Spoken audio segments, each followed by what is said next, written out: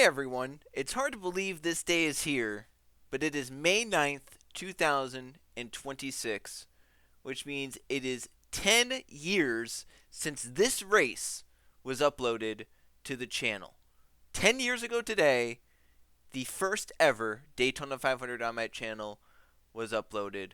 And what this video is just a trip down memory lane. I had a little bit of a poll on Discord, or I guess a form, not a poll, but I guess like a form for people to fill out basically any moments that they wanted to live through, and I went through the 20 some responses that I got with many races included. I tried to include as many as possible that people put, but obviously also included some races that I remember that maybe some other people didn't, or just moments. So what this is going to be is pretty much just looking through moments from these races, not necessarily the races in full.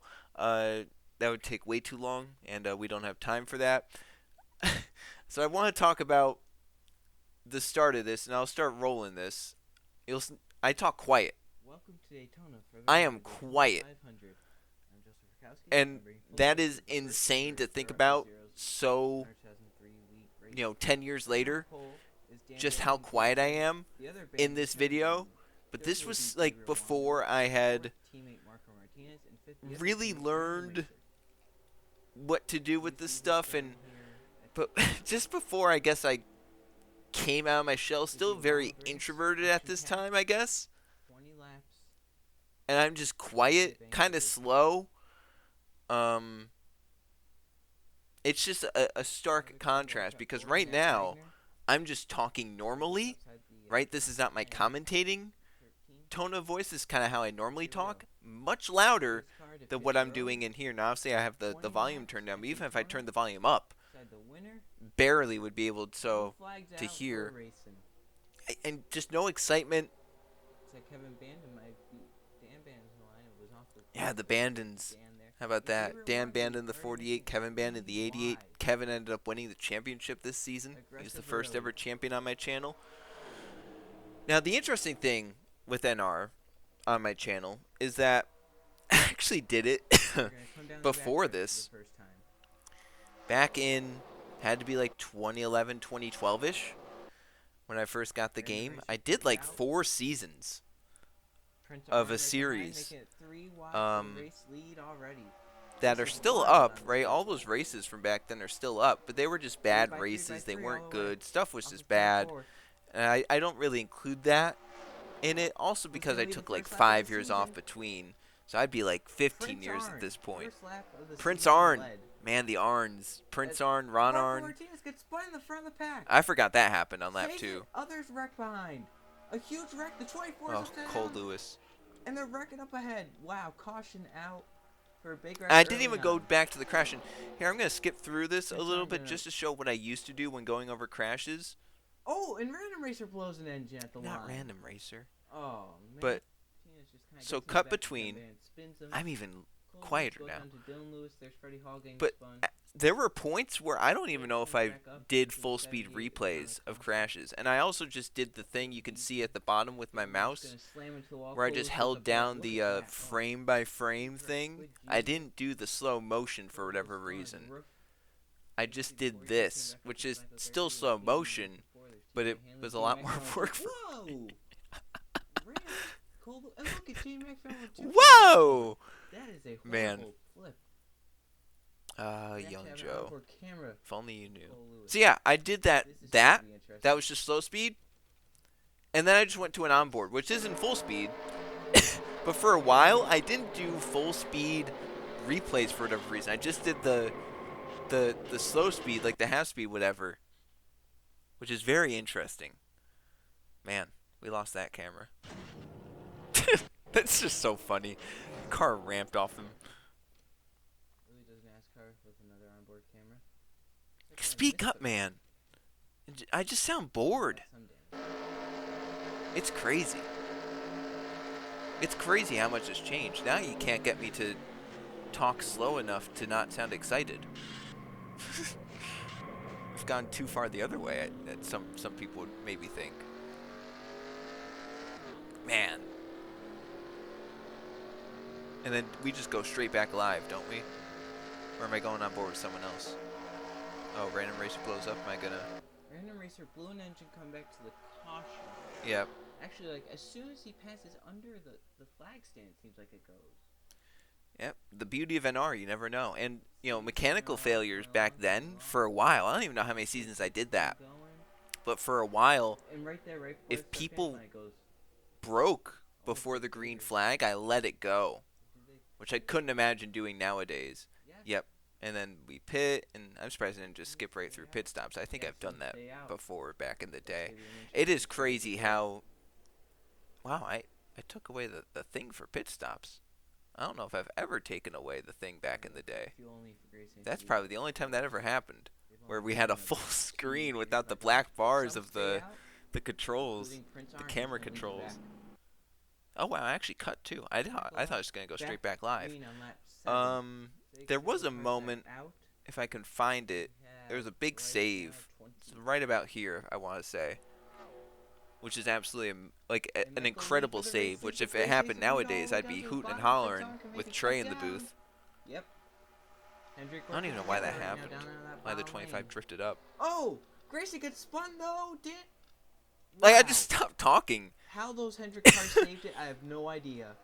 But all three of them were about to be taken out right there. There was a good amount of Let's take a quick look at excitement. This was I also did this a few times too, where I would go back mid-race and review it because it didn't bring out a caution, so I didn't have time to go and do it. So I would do it immediately then. There's a few other races where that's happened too. And the front two getaway. Prince Arn and I don't know why I sounded surprised by that. But the end of the race, yeah, there's a crash that ends the race. Not gonna help. Yeah, it looks like Matt Wagner took in line knowing I'm trying to find. It's around here.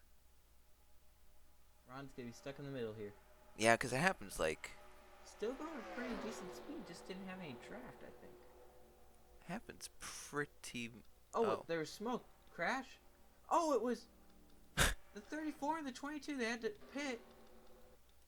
Forgot that happened too, but yeah, I think the 11 gets spun. This time? Is it right here? Yeah. Oh, the 11 almost got spun. I can't believe I saw that. Saves it, going up down in the pit top road, with the black bar. Coming back across Impressive the by track. young me.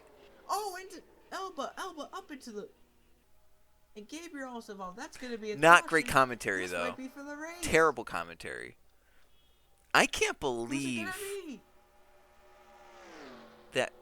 Bonehead move by Ron Arn there, coming right across the track. I can't believe that people Isn't that came Wagner back. going to push Grace Acevedo to the win? They will become to 2 to go. Fun fact about this, too.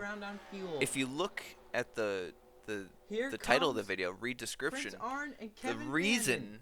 of that is because I was like 12 races into the season, And Grace Acevedo, we'll get back to and the line. I didn't like keep Do they have backups of enough stuff, and fuel NR to just get back randomly around? reset like almost like Gracie everything, almost got spun by Nat. and I didn't have anything for the season, so I had like 12 races upload. I deleted them. They're gone.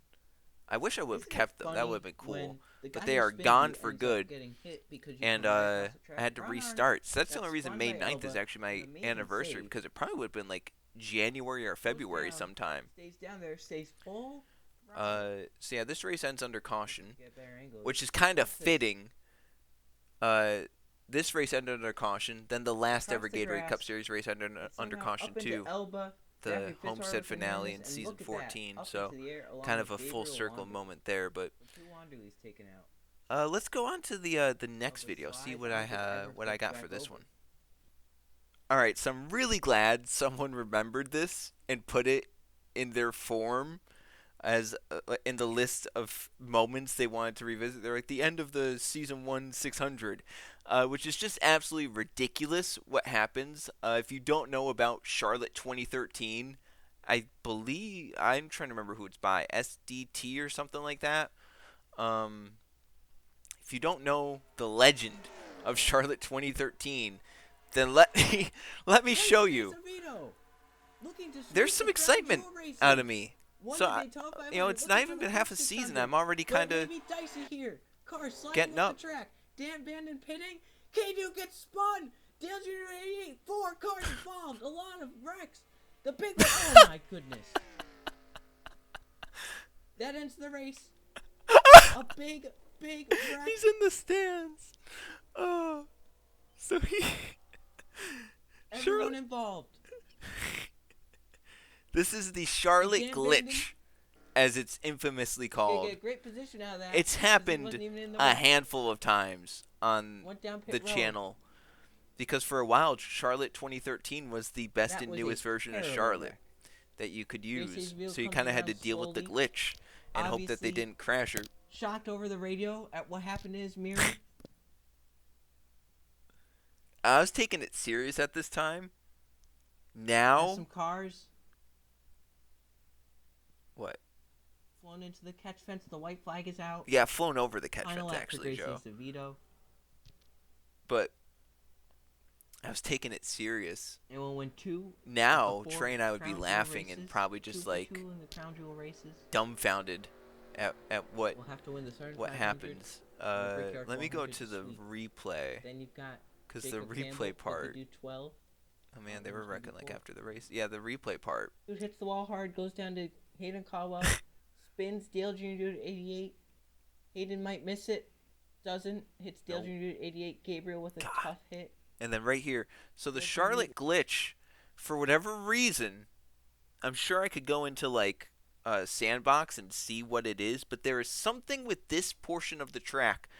The cars dig in. You can see the 27, he's halfway in the ground. The 47 halfway in the ground. There's this section of track that like doesn't exist, but like if they're going full speed through it, it's fine. It's only when they're like wrecking and going slow enough. They like phase through the ground, get to a point then when they re-emerge in the grounds, then there's two masses trying to occupy the same space, which is impossible in physics. So then it explodes the car upwards and outwards. You'll see it with both the 47, and if it happened to something like where the 27, where you're upside down and you fall in, like the 47 kind of does a hop and maybe flips over. If you're upside down, you hit the glitch, you get absolutely launched, and you'll see it with the 27. Oh, boom. My goodness. And then... And that's what the attention in the grandstands was. Oh my gosh. In the grandstands was... I'm pretty sure... And that's obviously what the attention in the grandstands Yeah, was. obviously.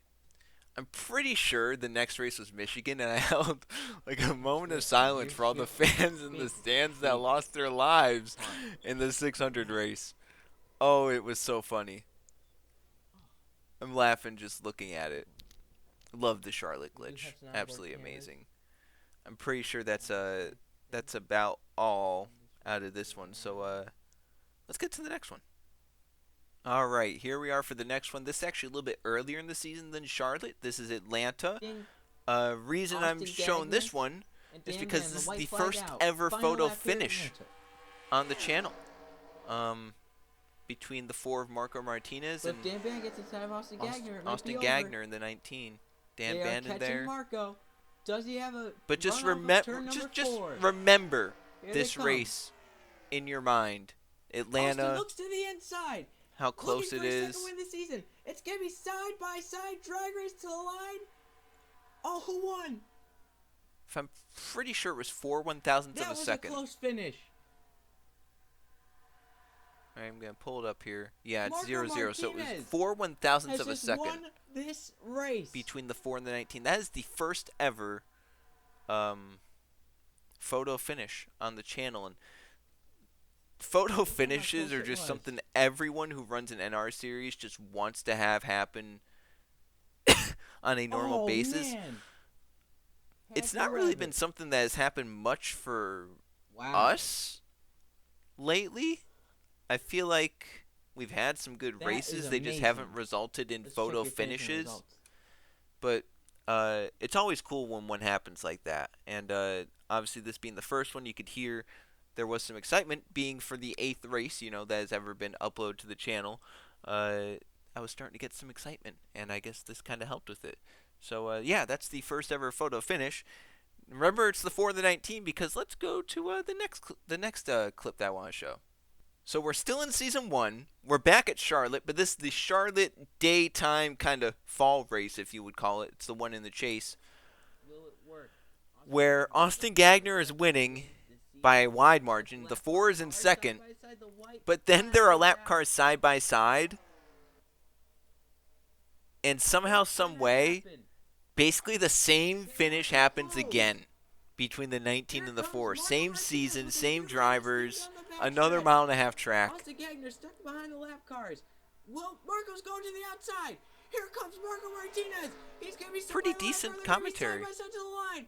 Who's it going to be? Another photo finish between these two? I don't know. Yep. Those two. Marco wins again. Photo finish. And Marco gets it again. Yeah, so I think that one was actually like Have you ever? 100th. Maybe it was in the thousands. I don't remember. That is the second time. It might have been like .06, 006 or something like that. And Charlotte.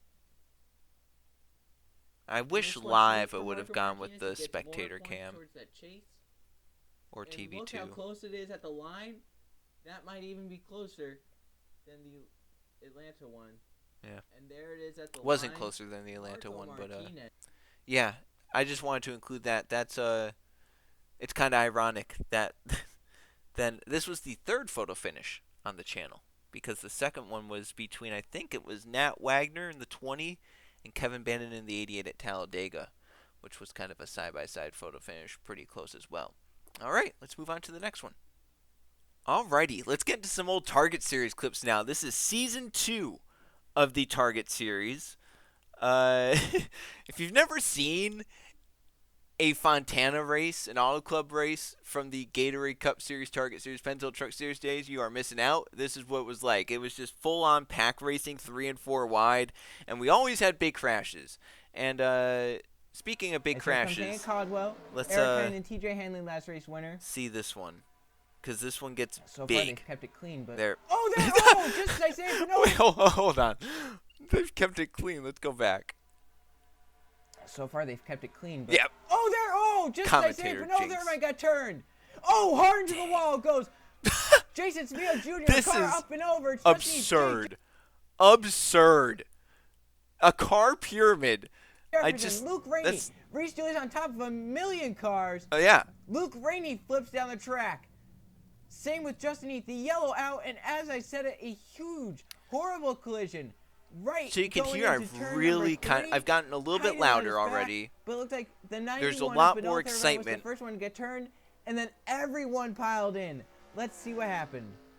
I'm starting to sound a little bit more like I do now. Looks like they went 5 wide again. As you can see, they're kind of pinching there. And you see Jason so this was Target Season 2, which would have been Gatorade Cup Season 3, so we've advanced like 2 seasons. Jefferson right there.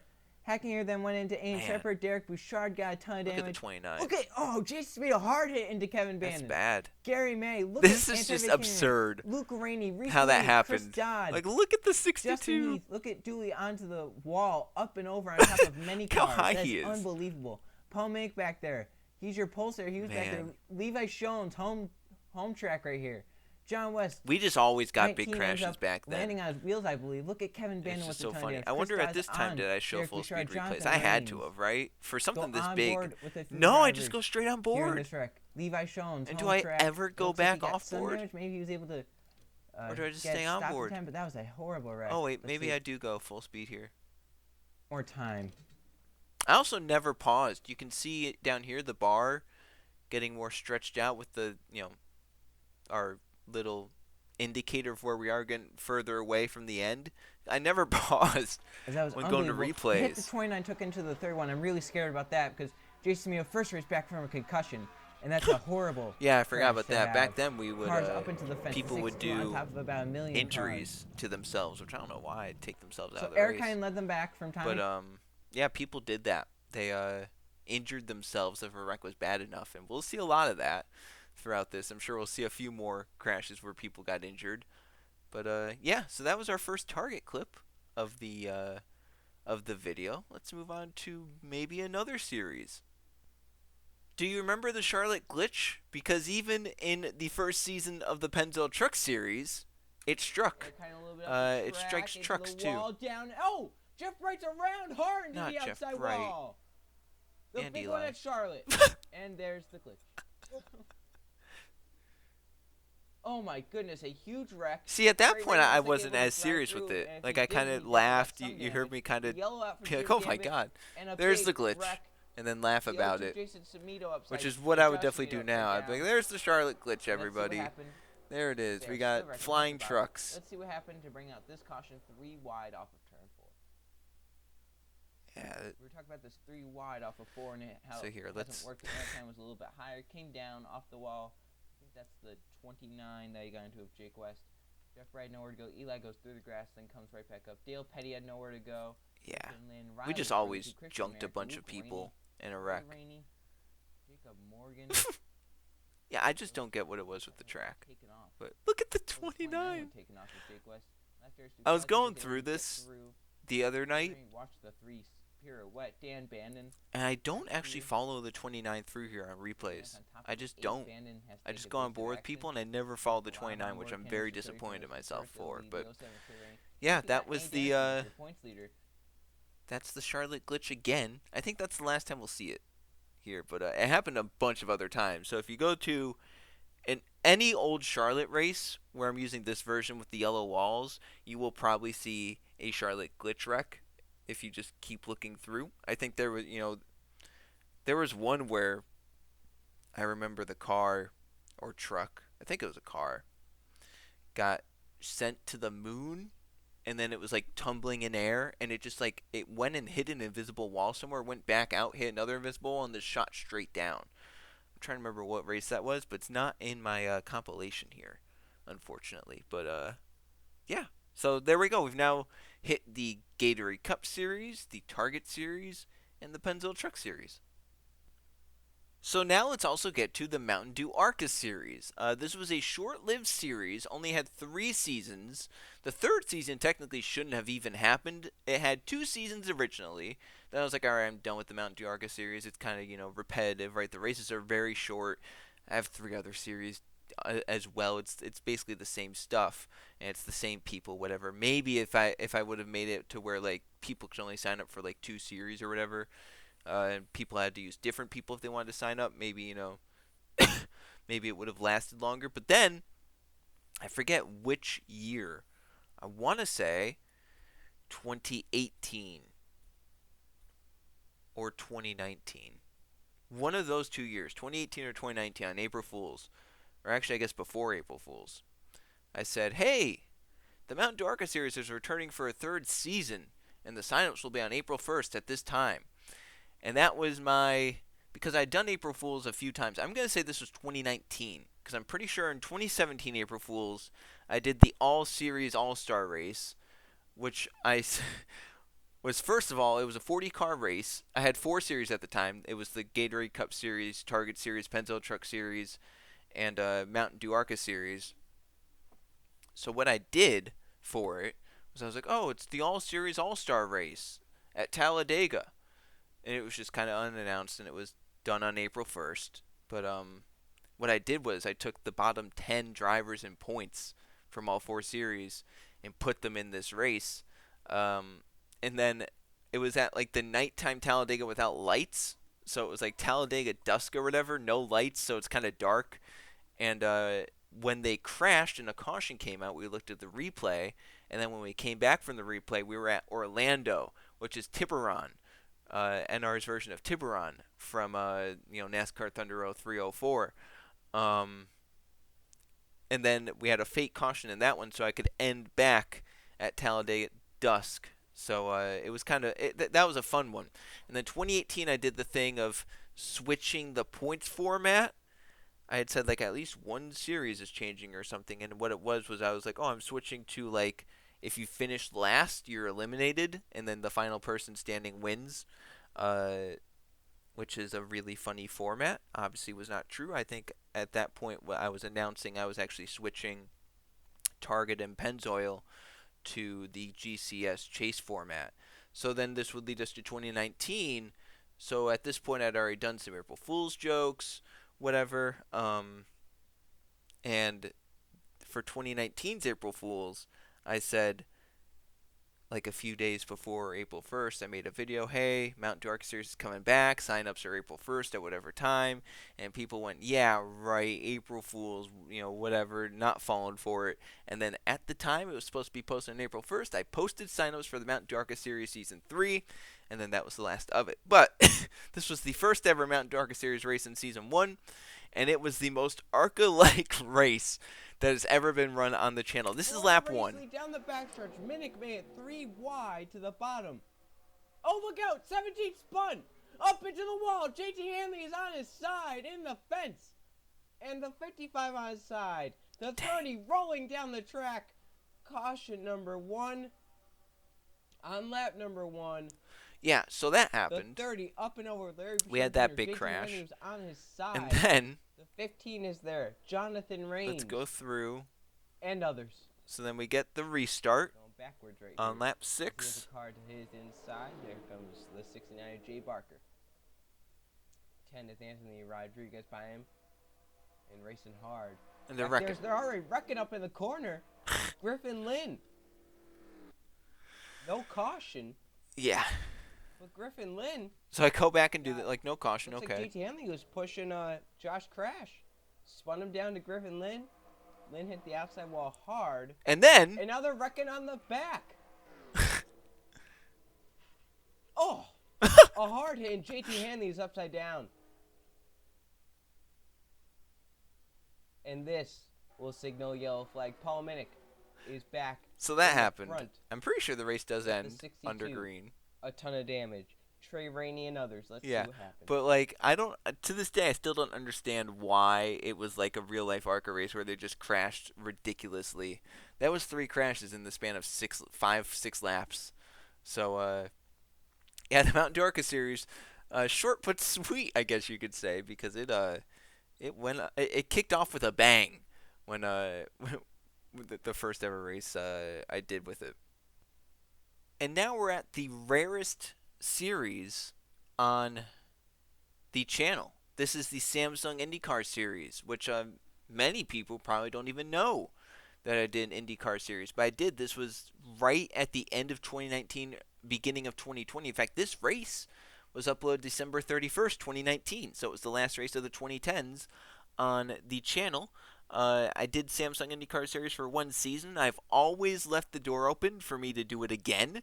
And, the current state of NR would be a good time to bring it back with ratings and stuff like that. This was actually the first series and only series at the time that I had done where there were owners, and we had an owners championship, and people actually owned, the teams that people were driving for. So it was a very unique kind of series in that regard for my channel, because we had normally just done driver signups and all that. This one had driver signups, and then it had team owner signups as well. So very unique in that respect. But this is Watkins Glen. This was towards the end of the season, and one of the craziest crashes you will ever see probably at Watkins Glen. I don't think we're going to see anything like this ever. No matter how long we go here. This is just outside the top 20. Contact between the 30 and the 10. They come down, get the 26 Ryan Brommer. The 10 and the 26 connected together as they're entering the boot. They get off course. And right here, look at that terrible impact for both those drivers. Brommer goes over the wall, and Sampson nails the tires and flips over. That doesn't bring out a caution. A terrible crash, and Ryan Brommer started there. It. How far out of the course he went. He's not even in the camera frame anymore. A disastrous crash here at Watkins Glen.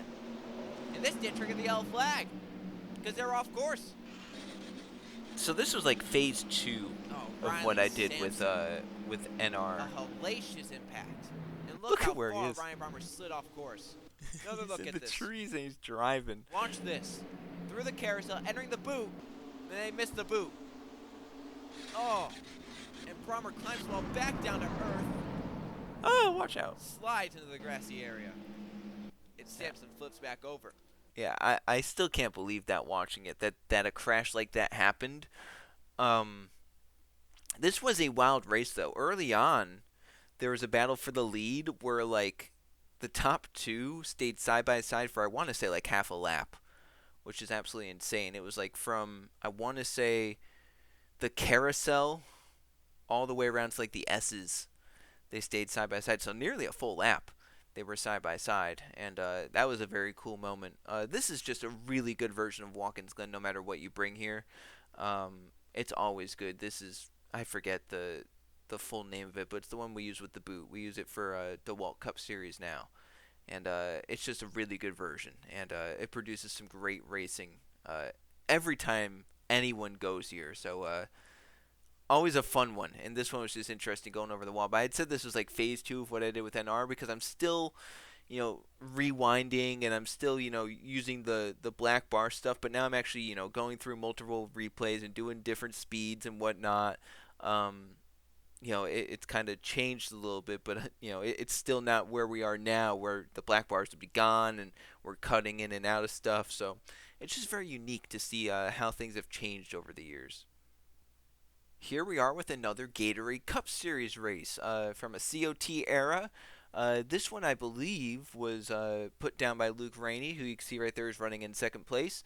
He ends up winning this race, and at this time, Pocono was kind of a lacking race. It was very hard to get good racing out of it, but this is one of the crazier finishes to Pocono that we had in this time. Rainey is close, and a really good one, too. 11 in that draft. He's looking to the inside already. Down the front, case the 4. So you rarely see this.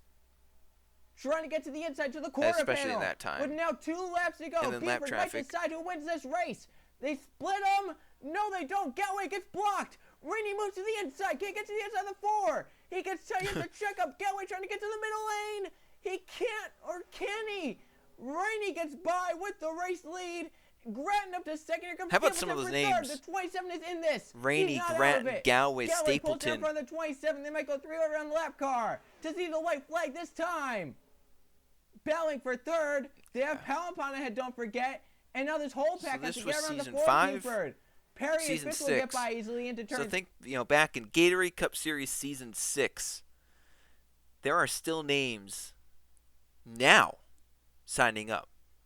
Jake Galway is an owner in the DeWalt Cup Series. Stuart Grattan is an owner in the DeWalt Cup Series. Nathan Stapleton's a driver. They're 3 of the top 4. But how does this pack negotiate it? Coming to see the white flag. Luke Rainey's out front. Stuart Grattan, one of your chasers. No Grattan dominance in this one, though. The white flag is waving. One more time around the Pennsylvania border for Luke Rainey in the 2. I want to say Stuart actually won the All-Star race this season. This was when I put the All-Star race to Las Vegas, and I believe he won it. Grab third from Jake Galloway back there. Which meant he made the chase. I guess that explains the spoiler color, huh? Yep. Down Long Pond straight for the final time. Yeah, this was like it's a forgotten pretty good finish. They race up like with all the stuff with Luke and Jake, and then Grattan trying to look inside, and Grattan being right there. Grattan can't take advantage. He gets a little tight down low. Will Palapon hold up the 2 and 11? Probably one of like the better pure racing moments from Pocono in the old days. Pulling gap on the 56 of Grattan, who's falling back. Rainey, a native of Pennsylvania, will come off at 3. That's what was big about it, was that triangle. Luke Rainey wins the someone from the state won it. Pocono.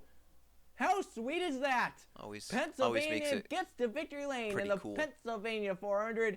Luke Rainey was he had a pretty great car all day long, and they were there at the right time to. I like that orange, the Gatorade orange used for the spoilers to denote they were in the chase. I like it. I just forgot how much I liked it. All right, next clip. All right, so I don't want to do much in terms of the DeWalt Cup Series because it's a current series. There's not really much to react to because it's pretty new, right? It's not like we're reacting to old stuff. But there are a few things I do want to bring up in regards to the DeWalt Cup Series, so it's going to be in this one big kind of chunk right here. So let's start off. This is the first ever DeWalt Cup Series race. So first ever completely custom series, first ever rating series, taking over from the Simulation Cup Series, trying to put it more like what we did with Gatorade Cup Target and Pennzoil Truck. I'm pretty loud now by this time. But this was a race I really liked. This was actually not the first recording of the race, though.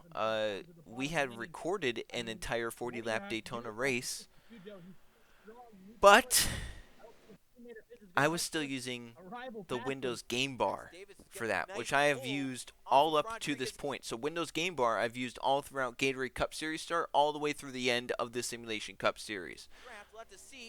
Then I did record this race with the Windows Game Bar before I could save anything. I went to end the recording so I could start another one, and it didn't record it. It like didn't. It said like an error came up and it couldn't record it. And I was so disappointed because I liked the first running of that race a lot. I felt like the second one was actually better. The one that we ended up using, that we could use, was better. But the ironic part of it is that the races played out the exact same pretty much. Like there were some differences, obviously. Like it wasn't the exact same race. But Brian Rodriguez won the first one, and he won the second one too. If you remember, Matt Tuck loses the draft in this race. He actually lost the draft in the first one that we couldn't use too. Which was really funny. A lot of the major stuff played out the same way, and that's why whenever Matt Tuck loses the draft in this one, you can actually hear we don't sound too shocked, because it happened in the first race. So when it happened in the second one, it was kind of like, oh, he lost the draft. That's kind of normal. Matt, like, Barta was like, oh, Matt Tuck's lost the draft, huh? Yeah, that's interesting, but it wasn't really interesting to us. And yeah, like I said, Brian Rodriguez dominated actually the first one. I actually think he was slightly less dominant in this one, but same result for him, which I was glad the same person at least won. Because that could have been bad. That's actually not the only race that we've lost in the DeWalt Cup Series either. So I started using OBS. So the second one was OBS. Now I use OBS for everything. Using OBS right now. Later in Season 1, only a few races later at Pensacola, I went to a bad camera angle. I think it was pit lane 1. Can't go to pit lane 1, I think. And it crashed the game before I could save anything, so we had to redo the race, and it ended up with a completely different winner, actually. So that was a little bit disappointing. And the ironic part is I'm pretty sure, and I'm pretty sure we kept our picks the same, but I'm pretty sure my pick actually won. I think I picked Ryan Wilson. I think Ryan Wilson would actually be a DeWalt Cup Series winner if the game didn't crash after our first recording of Pensacola. So that's a little bit of a behind-the-scenes fun fact, but I have a few more DeWalt Cup Series things to talk about, so let's get to those things. All right, another DeWalt Cup Series race, this one being Martinsville, the semifinal round of the in-season tournament that we did for the first ever time. And this is largely about the in-season tournament. Let's roll the clip so we know what we're talking about. But yellow spoilers, Jericho and Chung. Red spoilers, Rodriguez and Egan there, 1 through 4. And right here, this is the last lap. And Bryce Egan is side by side with Rodriguez. This is to advance in the final round of the midseason tournament. That ended up being just a brick of like how the waveform looked. That just looks like a brick on the waveform, I remember. And the in-season tournament is an interesting thing because it is never guaranteed to go as well as it did in the DeWalt Cup Series first season. Really, all 5 races had moments that kind of elevated the race because of the tournament. I think to the first one, which was Vancouver, we had a bunch of kind of chaos and crashes, and there were some upsets, but there was also Jericho and Strickland DNF'd from the same crash, and Jericho finished 1 spot ahead of Strickland to advance. And then the second race was Chicagoland? Yeah, second race was Chicagoland, and there was a moment, I forget who it was, but someone, maybe Crown Jr. or someone, I forget, but they had to charge through the field to get by their person. They got by in like the final five laps or something. And then Michigan was kind of a stale race, but the top 2 finishers were battling each other to advance in the tournament. It was Jericho and Chen, and they finished like less than a car length apart. Then you had Martinsville. As you heard, Bryce Egan in our last lap pass makes it over Brian Rodriguez. The top 4 finishers were the 4 drivers that were left in the tournament. Jericho versus Chung finished 1-2. Egan versus Rodriguez finished 3-4, which is it's not, it's not guaranteed to happen like that. And then we know Atlanta, Jericho and Egan dominated the race, and they led a lot of laps, and they battled each other all race long. They basically never left the top 3, and they were always around each other, and it was a very close finish as well. The in-season tournament, for whatever reason, last year went absolutely perfectly, and it's never guaranteed to go perfectly like that. But I told Trey this, I've told him this behind the scenes many times. For some reason, with the DeWalt Cup Series, we have gotten insanely lucky like 90% of the time with races. And a large part of me thinks back to just the last race at Dover, where I did testing for it, and I was like, it's going to be all right. And I was kind of getting frustrated with testing because I was like, I don't know how to make this track better. I don't know what to do to make them more racy as they get into a run. It was good on restarts. It's good on starts, right? But once they get strung out, once they get single file, they don't want to pass. And I just couldn't figure out what to do. And I made some slight changes. It felt like I made it slightly better. Then we went to the actual race, and the race was like a 9 out of 10 race for what happened. And there were big moments, and there was a great, crazy, close finish. For some reason, the DeWalt Cup Series has just, it's from test races to actual races. I feel like we always get a good end, result most of the time. And I just don't know why like I said, the in-season tournament, I don't know why it ended up so well as well. And let's actually get to the final race of the in-season tournament now. And now here's the finale of the in-season tournament. The Atlanta July 4th race, which we're going to have again this year. Egan versus Jericho. You can see right there with the DeWalt yellow spoilers. And they're running, like I said, they were running top 3 all race. Matt Tuck's up there with them. And there's lap traffic around them. Everyone's getting halted, and it brings Jericho right back into it. Now remember, these two are battling. Egan had gotten away from Jericho a little bit, but now it puts them basically bumper to bumper. Egan jumps low. This lap car probably saves him from Jericho shoving him up. I think if he is not beneath the 58, Jericho gets to his inside. But then this leads to also the first photo finish in the DeWalt Cup Series. Now, if you remember, I told you to remember what the first ever Gatorade Cup Series photo finish was, which was at this Atlanta track. The very same Atlanta track. This is the same track that we used in Gatorade Cup Series Season 1, Atlanta 2014 night, which had our first ever Gatorade Cup Series photo finish at 4 1,000ths of a second. And now it had this Atlanta photo finish at 2 1,000ths of a second for our first ever DeWalt Cup Series photo finish, which was insanely funny. And then to add to the weirdness of it, I don't have this race in the playlist to look at, but the DeWalt Cup Series Talladega race was a photo finish, which was the second ever DeWalt Cup Series photo finish. The second ever Gatorade Cup Series photo finish also happened at Talladega. And if you combine the sums in the season, so if you combine the Atlanta Season 1 race and the Talladega Season 1 race, and you combine the Atlanta DeWalt race and the Talladega DeWalt race, if you combine the margins of victory, they are the exact same, which is shocking and weird too. So yeah, stuff just plays out, very similar. But like I said, it's just kind of crazy that the midseason tournament ended as good as it was basically throughout the whole thing. And once again, with only now 2 people left, it is not a guarantee that you get something like this that is this close. We very easily could have had Bryce Egan finish second and Chris Jericho finish 15th, and it was just a nothing burger throughout the whole race.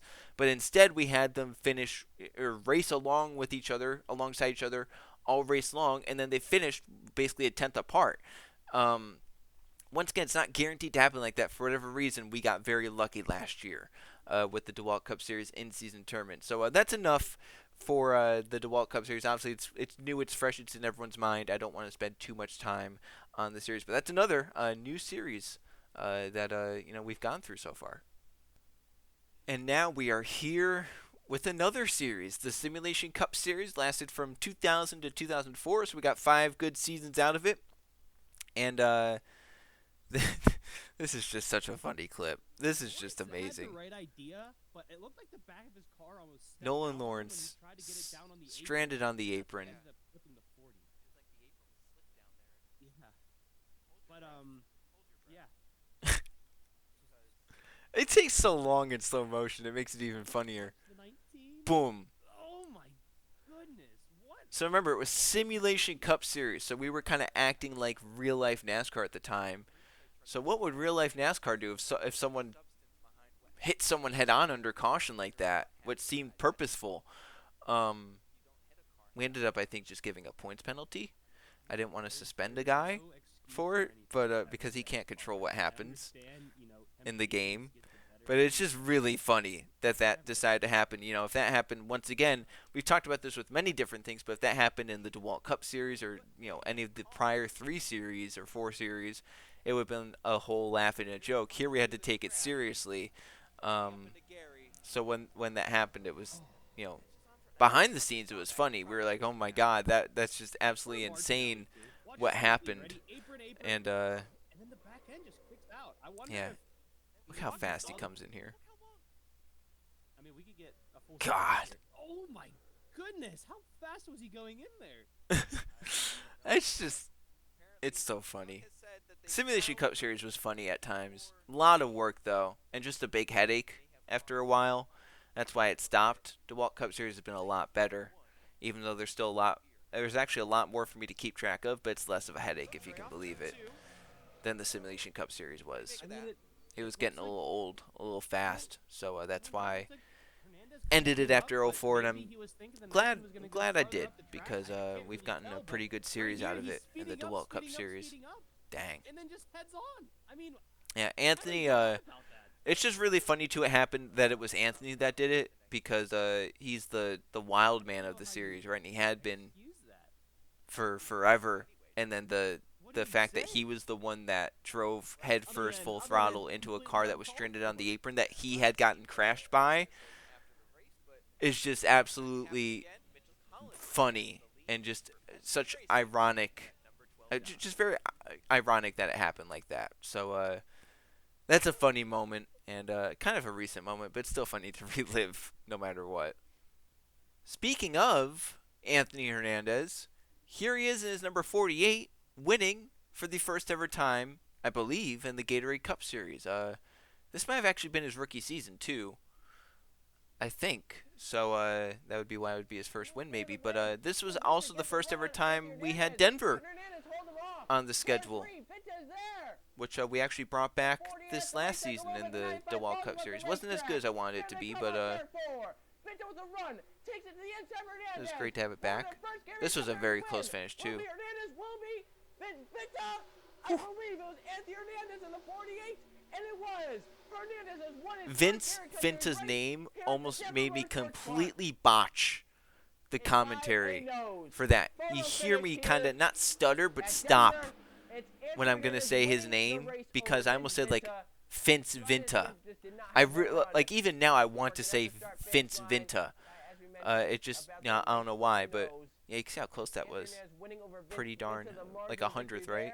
Yeah. About 1/100th of a second exactly. Look at even Oskin, 3/4 of a tenth back, pretty close. But yeah, you could hear me like stop right before I say Vince Vinta's name. It's a kind of hard name to say fast and when you're excited, and you could easily mess it up. Fortunately, I didn't, but it could have easily botched the call to finish. I could have been stumbling across the checkered flag, across the start-finish line, and I wouldn't have been able to call it. So, yeah, that was a good moment. Anthony, I believe, suggested that moment. So, yeah, there you go. First ever win in the Gatorade Cup Series for Anthony Hernandez. We are back to the Mountain Dew Arca Series. This is one I wanted to include. For some reason, this one just lives in my head, this crash, which was like 2 to go in the Michigan race season 1. It's just such a huge crash, and it's just such a cool crash with how it happens. Like, he comes up the track, he's going to get flipped midway up, so he's going to take the momentum, flipping into the wall. Like, it just looks really cool. And then right here, the pirouette type thing, and then over the 09. I was definitely fascinated by that when it happened live. I was like, whoa, that's so cool. Now I would probably still be like, whoa, that's so cool. That's an amazing crash. Like, oh my God. Please tell me I showed it in full speed. Yeah, there we go, Joe. showed in full speed. But yeah, just like it's just such an insane crash. It's just it just looks so fluid too. Like nothing jank happened. Like it just looks like it's one fluid motion through the crash. Oh, I show another angle. Good job, me. I guess this was like season 4 Gatorade Cup Series though, so I would have been pretty good about it. Yeah, it's just like no momentum gets broken at all for the 55 and the crash, which makes it just look so cool. Like I said, it's just a fluid crash. It's just one continuous motion pretty much. Like it just nothing ever looks just like rigid or anything. It just kind of flows through. Very, very cool crash. But that's all I wanted out of that race. So we can move on to the next one now. This is another funny one that was suggested. We're back to the Simulation Cup Series. This is 2003. This is the Southern 500. For whatever reason, in the Simulation Cup Series, the Southern 500 has to have a giant-ass crash. And this one was no different. And it's just ironic. So I was talking about the Hernandez thing and how it was ironic it happened like that because, everything kind of checked out and kind of just made it funny. This one was also funny. Fitzwater had an issue, came down pit road, and he fell like 2 laps down or something. He was basically out of the race at this point. He had fresher tires, though. He's coming out pit road. And for the man who complained about lap traffic and was always mad about lap traffic, he then does this as a lap car, which was just absolutely perfect. He then causes the big one. Oh, he gets into the level and spins him out with Jay Rando. And Evan Hunter. More going to be coming in, Chris Jericho. Third in the points. Yeah, it's just they always wreck big here for some reason. Nowhere to go. This is such a narrow racetrack. They're clogging but it was just so funny that it was Fitzy that was the lap car that caused it. Right? The man who complains about lap traffic causes one of the bigger crashes at Darlington. My favorite thing with the Simulation Cup Series, I will say, was being a serious commentator and just being able to rag on drivers because it was like, oh, why'd that driver do that? It was dumb because it was meant to be dumb, like real life would be, like, oh, that was a dumb move. And you could hear me now even. I was actually doing this race alone without Bardo. So, about 15 cars, for a guy who tells drivers to use their heads every week, he did not use his head right there. That's inexcusable. Yeah. That was always a funny. That was always a funny part of the Simulation Cup Series was being a serious commentator and being able to call out drivers. That was always a lot of fun, and that was probably the moment I took it to the max. So yeah, let's go on to the next one now. We are back to the Gatorade Cup Series. This is season number 11 at Chicagoland. This is one of the bigger crashes that I've probably ever had. So the 14's a lap car, the 13's the leader. And it's not often that the leader gets flipped while leading pretty much, but that's what happens here. The 14 is spinning in front of the field. He'll get the leaders. Like, look at everyone. Upside down for the lead. Kukulon trying to get back around front. Nathan Green's upside down. So you can see that. Jesus. And look at this. Oh my. You can see that the frame rate is all messed up, there, I have to assume. And that the sound was kind of weird. This was like the very end of my laptop, which I had used from the beginning of the Gatorade Cup Series. The laptop was getting old and it was just dying pretty much. And you can see with the frame rate, it is struggling. And then some of that sound before was also struggling. I don't even notice that Kukulon was in that crash. He got back around in front and then he crashed. I still haven't noticed because there's so much crashing. And I'm also kind of angry that the computer was messing up in this moment because I thought it would be a very cool moment. But then more actually happens in this race, not related, well, technically related to the crash, but related to the game, where Jake Richardson steals a win he shouldn't have. Yeah, he's on pit road. Find him. Yeah, can't find him because he's on pit road, man. He's on pit road. Something has happened to the 13 because he has damage. Yep. So Evan Hunter should win because he was second. Who was second? But the 39 you see right there fly by has just happened just passes people. The leaders got up onto the lap And I car thought and at that time he was like a lap car racing back went around or high. something, but you'll see Evan Hunter stays second because Jake Richardson just takes a a spot for no reason. And it caused, I mean, it's basically every car to wreck here. And a massive So yeah, Jake crash. Richardson is now leading. It says Jake Richardson in the 39 is leading the race. And I had to change But is that stuff. possible? It is. We'll stay with and I had to change stuff what's not. for this. I actually updated Kukulon got back around front. I I didn't like see Jake in Richardson the end of anywhere else. season rundown video that I used to do, where I'd show people stats. I had to change stats for people like Jake Richardson, Evan Hunter, and them, because Jake Richardson doesn't actually win. Even though the game says he wins, he actually didn't win. I took the win away from him. I gave him to Evan Hunter because Evan should have won. But I want to look at the crash again. Because I mentioned, flipping from the lead, Tyler Fink flips, but I also believe Kukulon flips when he comes back around and gets into the crash. The fact Kukulon actually saves this right here is pretty impressive, because he probably should have been wrecking. But right here, look at Tyler Fink is the leader right here. He's ahead of everyone, and then he flips. Into the path of others like Rick and Lynn. Lynn goes around. Look at Jake Galway. As cars are flipping back behind, there's Fink still flipping in turn one. He gets Derek Hamill a little. Lynn slides across the That actually broke Hamill's car. I don't know if I've ever noticed that. Down then the 20 as he takes a nasty tumble, and then others just start pounding. Look at all those cars. Look at that. Look at that. Explosion. Of cars. Wow. I guess I really love the phrase, look at that. There are no words to describe what we have seen. Because I'm still using it now. Predictable every step of the way. And you think about who won today, God, the Jake frame rate. Richardson. That's a Hendrick powered car that just won this race. I'm just looking to see where Jake Richardson is in all this. I just don't see that 39. You see, all these guys got away, so I'm wondering how the 39 cycle has to be ahead of them. Look at Road to missing it. It had to be some weird glitch with the game with like the 13 wrecking and being towed back to the pits or something. Like after the caution had come out. I really don't know what it was, but it was just a very strange, weird glitch. The same thing almost happens with the 96, except the 96 decides to pit for the damage. But the 96, if he stayed out, he probably would have actually been second because he was going with the 39 back around. Jake Richardson was in the air in this. And he's now the winner. How is that possible? How did he go from the race lead? Or how did he get to the race lead? Yeah, he had been wrecked before. And then he wrecks here. Like I say, he's in the air. I'll have to look at this. I'm honestly very confused. I want to find the part where... yeah, so here's Kukulon. He races back around and then runs into the crash. I wonder if he came up onto this crash and got involved. There's the caution. Cars are still sitting down there. Yeah, right here. Yeah. Oh! He hits a flip car. Yeah, Kukulon flips. Once again, we had 2 leaders flip in the span of a lap in this crash. It is absolutely amazing.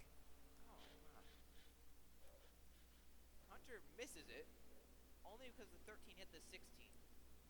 And how Yeah. did Anton Sharp upside down? Because remember, Sharp was the lap car. Was the last one? Won the last one. The lightest flip in the crash and then gets nailed while he's upside down. Yeah, that's bizarre. Code Luigi, see there sitting upside down. Now let's follow Jake Richardson here. Yeah. So here, I actually made a meme out of this too. I did the gas, gas, gas meme. Gotta step on the gas. He leaves. Because he just flies around everyone. Went back around like normal. I remember this moment and being like, I couldn't wrap my brain around what could have possibly happened. But I'm pretty sure I uploaded the race and then I went to work. And then Still. people were mad. Evan was especially mad that he wasn't the winner Fourth. and was like, I should be the winner. He 39 just kind of passed us unfairly, and I was like, that's fair.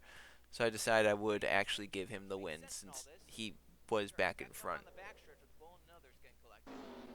But yeah, right here you'll see the 39 and the 96 both just decide to disregard the rules of cautions. Trying to be as fast as that car can go.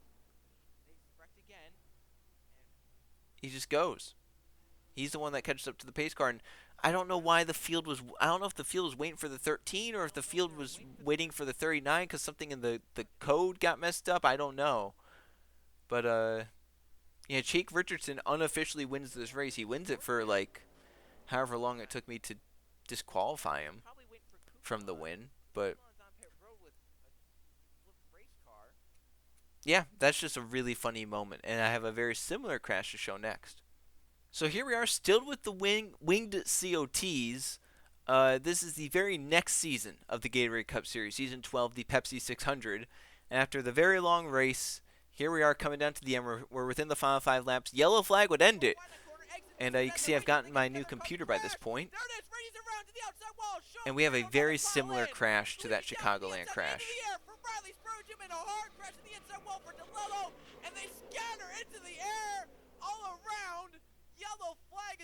You see a 43 just dying in the background.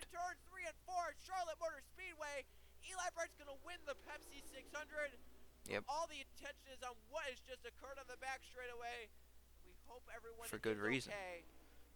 43 could have flipped out of the track if he wanted to, because there's no catch fence over there. He was flipping pretty badly. But yeah, if I remember this race correctly, it went green for a long time. Then there was like a weird yellow right before this, which set up the restart and then set up this crash. But it was like clean and green for like, I want to say like 50 laps or something. And then we got one, slight minor crash caution that then led to this, which wrecked the field and flipped like a half a dozen cars. Look, the 43 does come pretty close to getting up to that wall. But yeah, I mean, I don't know what it was about the winged COTs and causing some pretty big crashes in the Gatorade Cup Series, but it happened. You're going to need to use all of them to see everything that happened here. Watch the 28 and then watch. You can see they almost wrecked back there too with the 20. Jesus. That's why you got to fix the panic decel for some tracks, because they'll just fly in there, disregard their own safety and wellness. They'll just fly in there if you don't have the panic decel set right. So always got to set it right, and you still learn even when you set it and you think it's right. It's still probably not right sometimes. So look at that. It's just an explosion of cars. It's just, those are always the crashes that are fun, when there's just cars exploding everywhere. We haven't really had one of those. I guess the DeWalt Cup Series had when Jericho wrecked at Charlotte from the lead under caution, and then a bunch of others followed. That's probably like the closest to something like this we've had, but we haven't really had a terribly big crash where like stuff like this happened. We had a lot back in the day, as you can see, and we still have more to come. But yeah, look at Jesus. Oh, I love the crashes like that. Gatorade Cup Series is just a wacky series. All right, this one. This is Season 5 of the Gatorade Cup Series at Michigan. A lot of people will know what this one is. Where does Levi Jones go? Oh, around goes the 99. He's going to go hard to the inside wall. I mean, he disappears. They're slowing track. I still have not seen a crash like this since it happened. One of the rare ones where I actually start with a full speed replay. I don't do slow motion.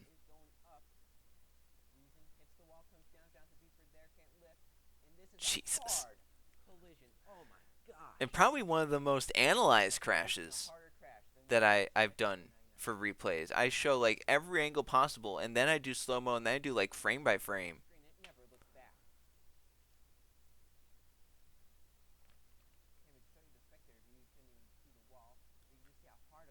It's just,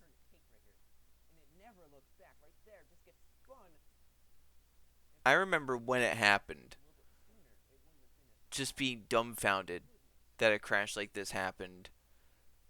Carter, I think, played it like he was hurt, so he was injured. I don't know if it was for the rest of the season or for just a few races, but he played it like he was injured. And then he actually won the first Michigan race of the season, which was funny. I had on board with him too, probably because he won the first Michigan race of the season. And then he comes back the next season. He wins like only if he races into the season. So we're like, oh, the comeback story. Yeah, right here. I start analyzing the speed because look, he's picking up speed when he's spinning, which is absolutely insane. He's over 220 miles an hour and he hits at 226. And look at the car goes through the wall. He hits so hard. Look, he's like in the infield. And he goes down to 169 in like 2 or 3 frames. So he cut off like 60 miles an hour of speed, which is just absolutely insane. I have not seen a crash like that since this crash. And I don't know if we will see one. Maybe we will at some point. But, I mean, we are using the COTs again, so who knows. But, yeah. I mean, this game provides so much. And over 10 years, you see a lot. And that's a rare one. But we've had it happen. We're back to another crazy Auto Club race in the Gatorade Cup Series. This is once again Season 5.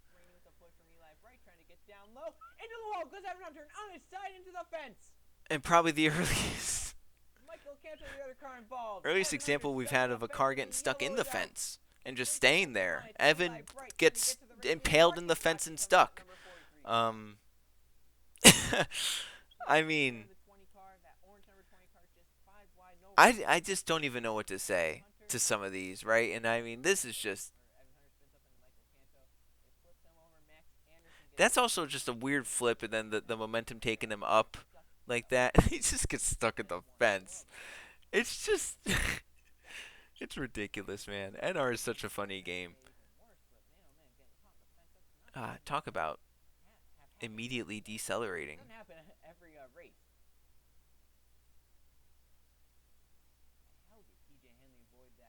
He never technically flipped. Never technically flipped. He only got in his side. Never got fully upside down. Yet he got stuck in the fence. That's absurd. Let's go to the next one. This is like the trifecta of Simulation Cup Series stuff just working out perfectly for the character people made themselves as. We talked about Anthony at Dover. We talked about Fitzy as the lap car at Darlington. And now we have Conrad, who's basically the villain of the series. He makes himself the villain of the series with like the golden boy of the series, Eli Bright, at Richmond, of all places, right? Think about the golden boy, Dale Earnhardt Jr., the villain, Kyle Busch, at Richmond, right? And what happens is the golden boy gets wrecked by the villain, and that's what happens here. Conrad spins Eli.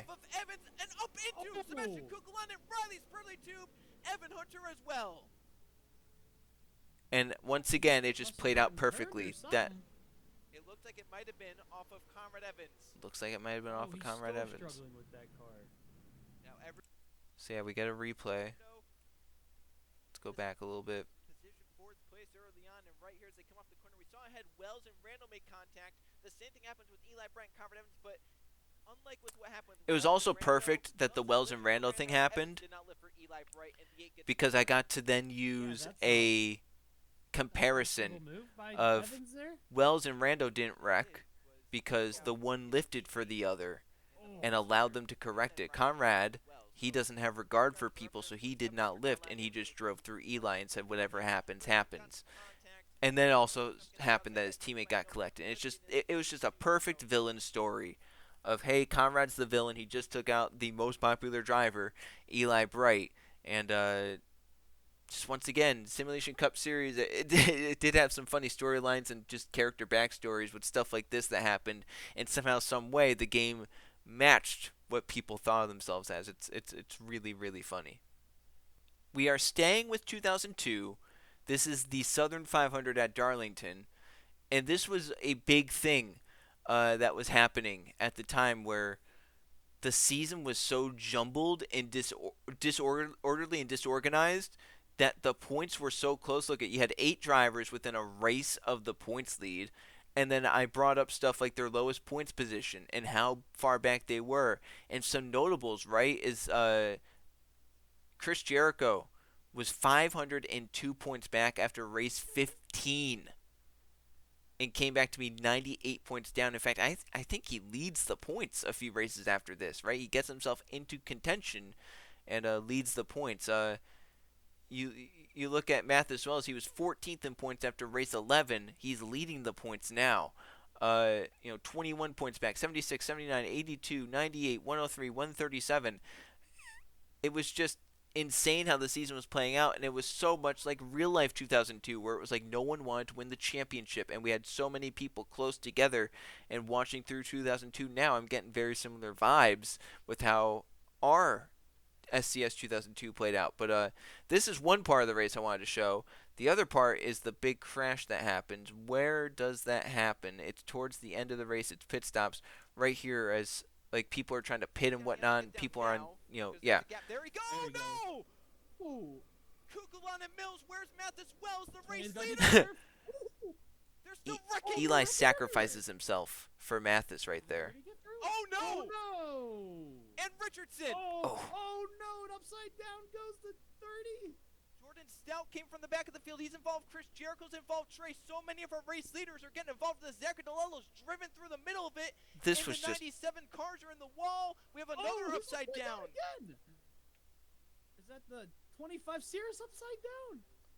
There's Atkins driving away, but Trey, so this was just everything about this race. such a crazy crash now we have so many cars damaged. that played into stuff. And right here, to analyze, let's start with Mills and Kukulon. This is where the crash starts in all of this. As Hunter Reed tries to come down pit road the 45. yep.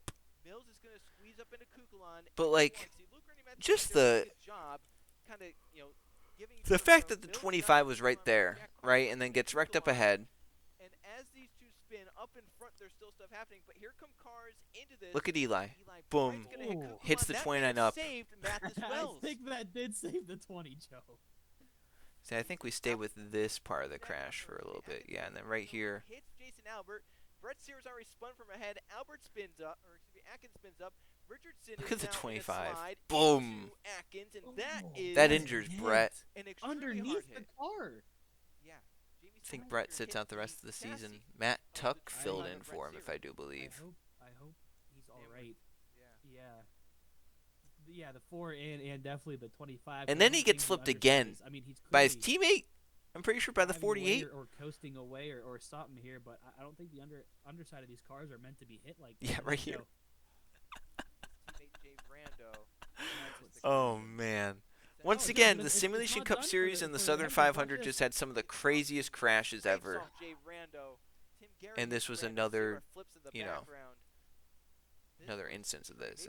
Probably the biggest instance we had of it. Raceway history. I don't think we've ever seen something like this. Yeah, probably not, Joe. A Richard Childress racing car drove away. Yeah, and then this pretty much put an end to the anyone can win the championship thing, because Mathis goes on and wins. I'm pretty sure Jericho finished second, even though his car was damaged, or third or something, and it then becomes a race between those two for the championship. So this was the race that pretty much ended the whole, it's the most unpredictable anyone can win. It then turns into a JGR battle. So but yeah, still just a crazy one. And, Mathis was that close probably to not winning the championship, right? If Eli maybe doesn't hit Kukulon, Mathis could be the one that hits Kukulon, and who knows how the championship then plays out. So it is always interesting to go back and look at races like this and be like, oh, that's a championship-defining and changing moment kind of right there. Let's get another winged COT big crash in the Gatorade Cup Series, and let's get another 11 car dying at Auto Club, right? I mean, Auto Club Pack Racing, Winged COT Gatorade Cup Series, you know it's going to be something big. And it's not just the 11 that gets something big. So look at the 11 here, right? You would think that's the focus. Now look to the right. And someone has just taken a crash. Trey Ray about 25, 30 feet in the air. Oh, man. Jones, it's the two. So, I've said a lot in this video. I don't understand these crashes, some of them. And I don't understand what was happening. That was one where I just don't understand how the 18 got launched like 30 feet up in the air. Like, it's absolutely insane when you look at it. I just love this view, too, of the 11 just sliding about as fast as some other cars down the backstretch. Like, look at this. He's going so fast, and he hits another car. back down to all fours. That's an absolutely crazy moment. I want to get to the 18 part. Watch how high some of these drivers go. This is so reminiscent to Jay Jefferson's crash. Yeah, I'm glad I brought that up. Jay Jefferson had a crash very similar to Trey Rainey's here. Trey Rainey's gonna pile in. He hits Kukulon. But like, launched that 18. when the 14, when Jay Jefferson had his crash in the 14, and I want to say season 3, season 4, season 3, when he had his crash, it was because he hit the wall and the wall projected him. This one was like Trey Rainey hit someone, flipped them, and then that when someone hit him, it flipped him that high. Yeah, I forget. Does this angle even show anything? No, it just shows. If this camera were a little bit further back, it would have shown the most amazing footage. Please tell me I show spectator for this. Yeah, spectator's like the best view of it. So you'll see he flips, as I mentioned, Kukulon. I think it's Reigns in the 96 runs into him, and it just somehow sends him like 30 feet into the air. So right there, and I just don't understand it, but something with physics decided to work like that. And once again, just a really, really funny crash looking back on it. The Gatorade Cup Series days at All Club were just absolutely insane. You just never got away from big stuff happening. Season 6 of the Gatorade Cup Series, I kind of describe as a crazy finish season. And the first one came in the third race of the season at Vegas. So Colton Yo is in the 15, Kyle Perry's in the 47. They are on the lead lap. And then this happens. Crashing the leaders. Colton Yo gets wiped out. Tim Randolph gets away. I've never had something like that happen again either, where like first place takes out second on the last lap. What happened was the 33 being ahead is a lap car, slow lap car. It checks the 15 up a little bit, and the 47 is thinking about just running up into the normal lane and ends up spinning the 15 from the lead. So the top two take themselves out of the win, give it to the third place car of Tim Randolph. Which, I mean, was just absolutely insane, right, at the time. Like, that's just something that doesn't really happen much, right? And when it does happen, it's very rare. I don't know what's happening there on pit road. I don't still know what's happening on pit road, but I want to get to a replay here. So, yeah, see Kyle Perry's already a little bit faster to begin with. Colton Yo's going to check up. You'll probably see the speed change just a little bit. Yeah, he starts slowing because the 33 and the 47 is going to tuck in behind him. And it spins him. I mean, it's just such a crazy thing. And the only time I can remember something like this happening again is it's going to be a little bit later on in the video. We had something similar at Iowa. The final Gatorade Cup Series season, I do believe it was. So, yeah, this was a crazy moment. Because I remember at the time, it was like, oh, my gosh, that's such a cool finish. Like, the top two taking themselves out of it. You know, the second place just absolutely dumping the leader, and you know, obviously the lap car technically caused the 15 to check up, but it's a lot more fun to pretend like the 47 just wrecked the 15 for the win. It still didn't win, but we have another crazy finish to show from season 6. So the other crazy finish from season 6 I wanted to show comes just a few races later at Rockingham. This is like race 8 or something. Yeah, race 8. So 5 races later. Derek Hamlin, the 34, is the leader. The 24 is a lap car. And the 34 pretty much has no one near him. Derek Hamlin's going to win the race pretty handily. You can see the 4 and the 13 behind our lapped cars. From Alexander from Jonathan Reigns. The 9 back there is second place. Oh, and the lap car wrecks him. Also involved. Who gets through? He gets through. But he's slow. They're still wrecking in front. Can you believe what just happened? He's trying to make it through 3 and 4 with the win. Nichols nowhere near him, and Justin Heath somehow wins at Rockingham. That's probably a call to finish that sounded most like what I would do now. Derek Hamlin had it. That's actually pretty impressive. Look at the car, too. And now look at the car. Oh, my God. I didn't know I said look at the car there either. That's amazing. Do I show a replay of it? Because we called it live. Yeah, I was going to say I probably definitely had to show it again. On the last lap. This is the bad part about this all. Derek Hamill did not have to get by Brandon Thorpe in the 24. He was very content right behind him. The 24 slipped up the track in 1 and 2, got into the wall, and the 34. Yeah. Nothing Derek Hamill could do. Gets into the 20, or the 24 gets into him. Hamill spins around. Steve Morgan gets involved in And the crazy thing is the 9 was so close to getting wrecked here too. If the 4 and the 33 wreck, they possibly spin into the 9, and then the 48 might win. You know what I mean? Like it could have been an even crazier finish. And then Hamill gets hit again. Rowe, who was also running top 10. So Rowe with damage. That loses him a top 5 spot. Diego Yepes gets 5th from that. Yep. What in the world is happening here at Rockingham? Unpredictability. Yeah. That's what the Gatorade Cup Series is. You never know what's going to happen. That's true. It's not like Tharp meant to do that on purpose. Tharp just overdrove 1 and 2. Yeah, man. Onto the wall.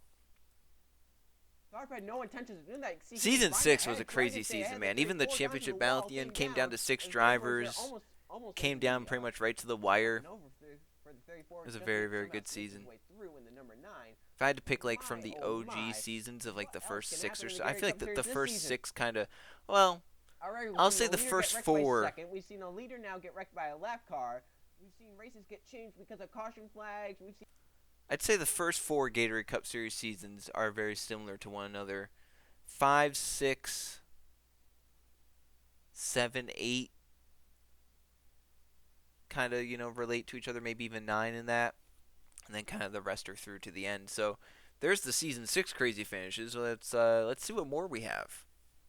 I will say one of my favorite vehicle and track combinations that I've ever done is the Pensacola Truck Series at Homestead. It felt like it always produced such a crazy race with a lot of crazy finishes, and this was just one of the top ones. And yeah, I'm actually going to turn myself up a little bit in this one, even though I do get loud. It's just I get pretty excited. Forward for the lead. 88 slides up into Bree McShane, almost contact made.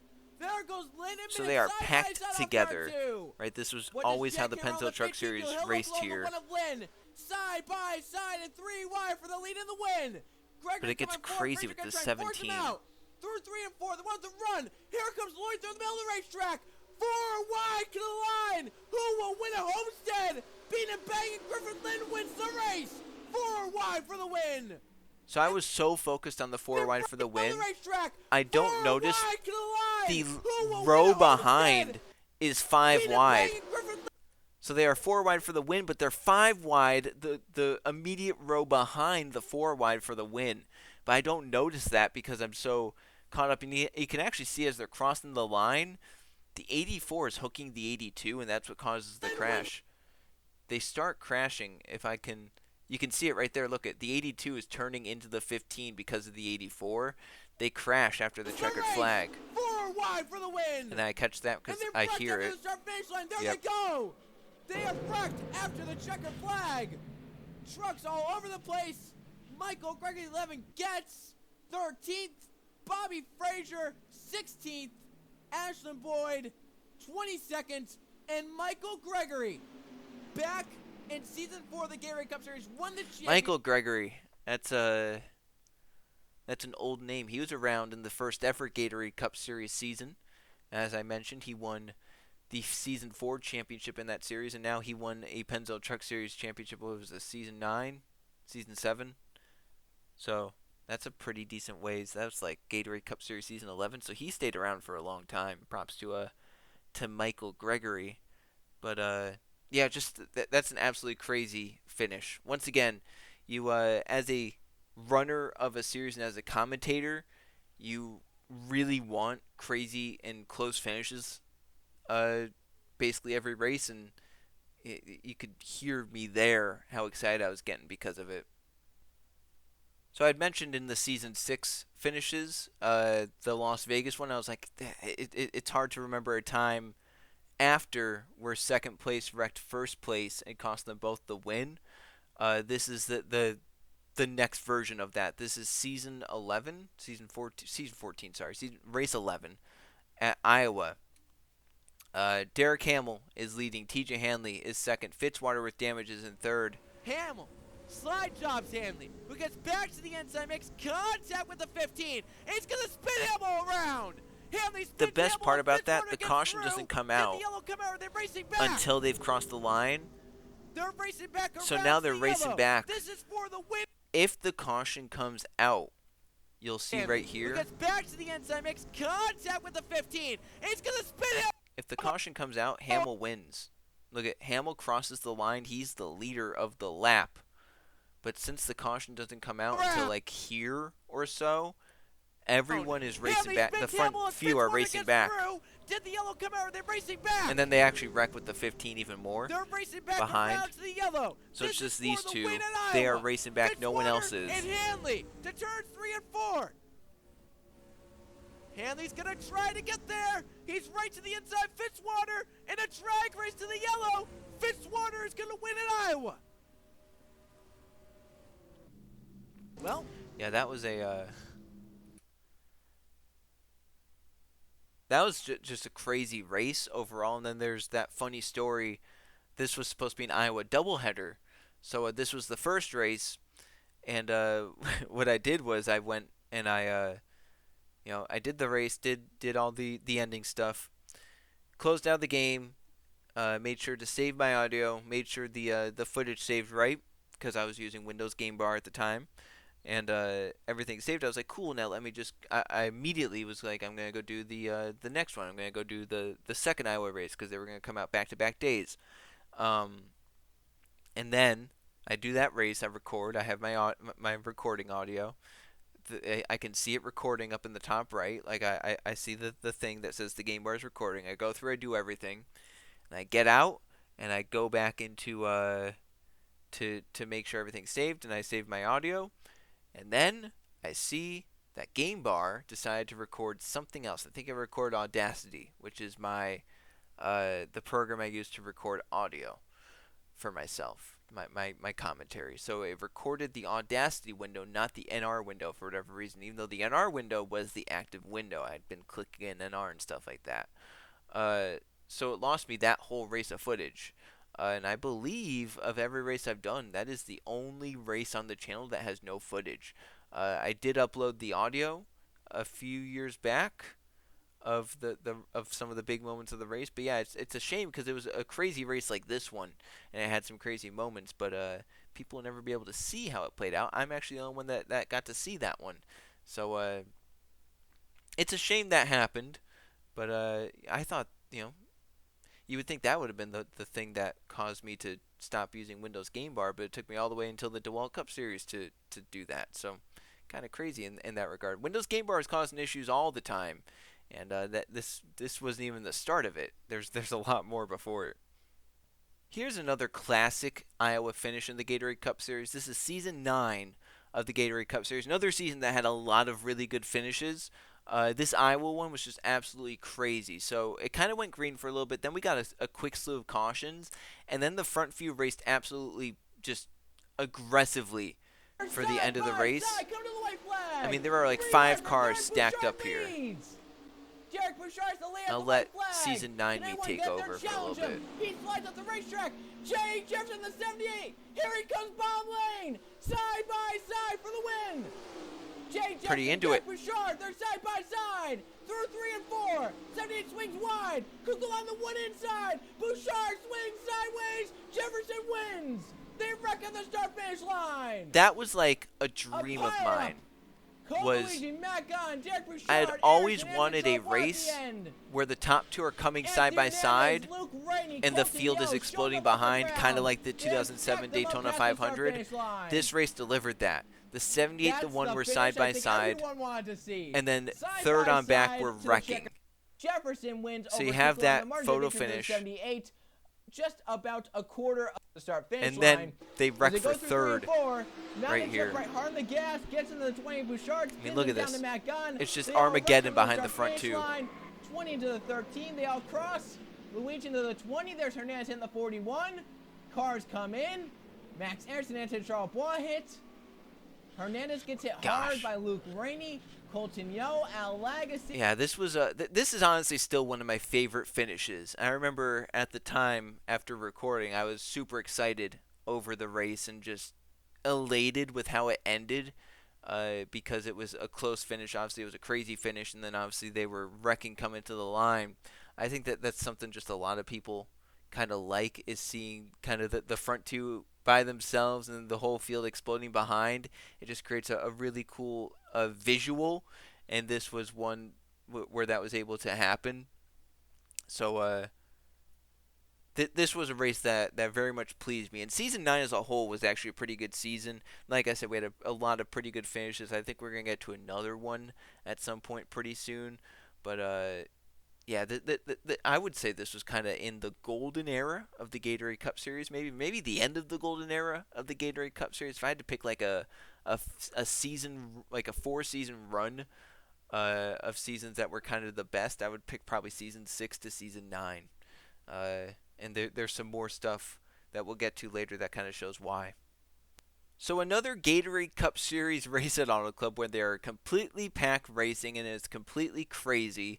This is Season 7, which a lot of people might know as like the ultimate crash season, where we had some of the biggest crashes, some of the crazier crashes that you maybe could ever see on NR2003. Now, surprisingly for this race,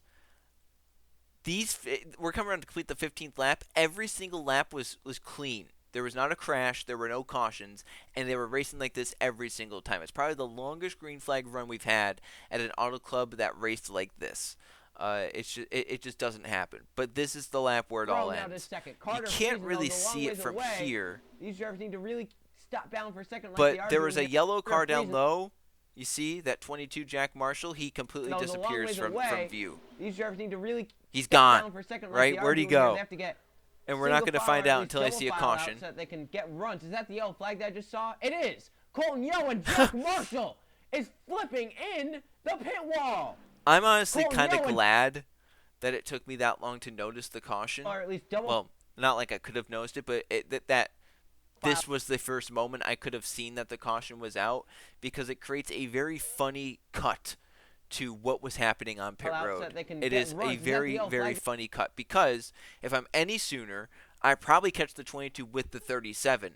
So what this is, right, when I cut to this, it's, a car wrecked onto pit road. That is absolutely crazy. And then we go further forward, and it's, a car is flipping in pit road as well. It is such a funny cut. I'm surprised I didn't laugh when it happened, honestly, because looking at it now, I'm like, I would probably laugh now. Colton Yo and Jack Marshall is flipping in the pit wall. And he lands in between. You can't make it up. Marshall's in between the you cannot make it up. NR just, it's really funny. Caution number 1 was brought out. But right here, our second race of the season, our second very hard tumble we've seen.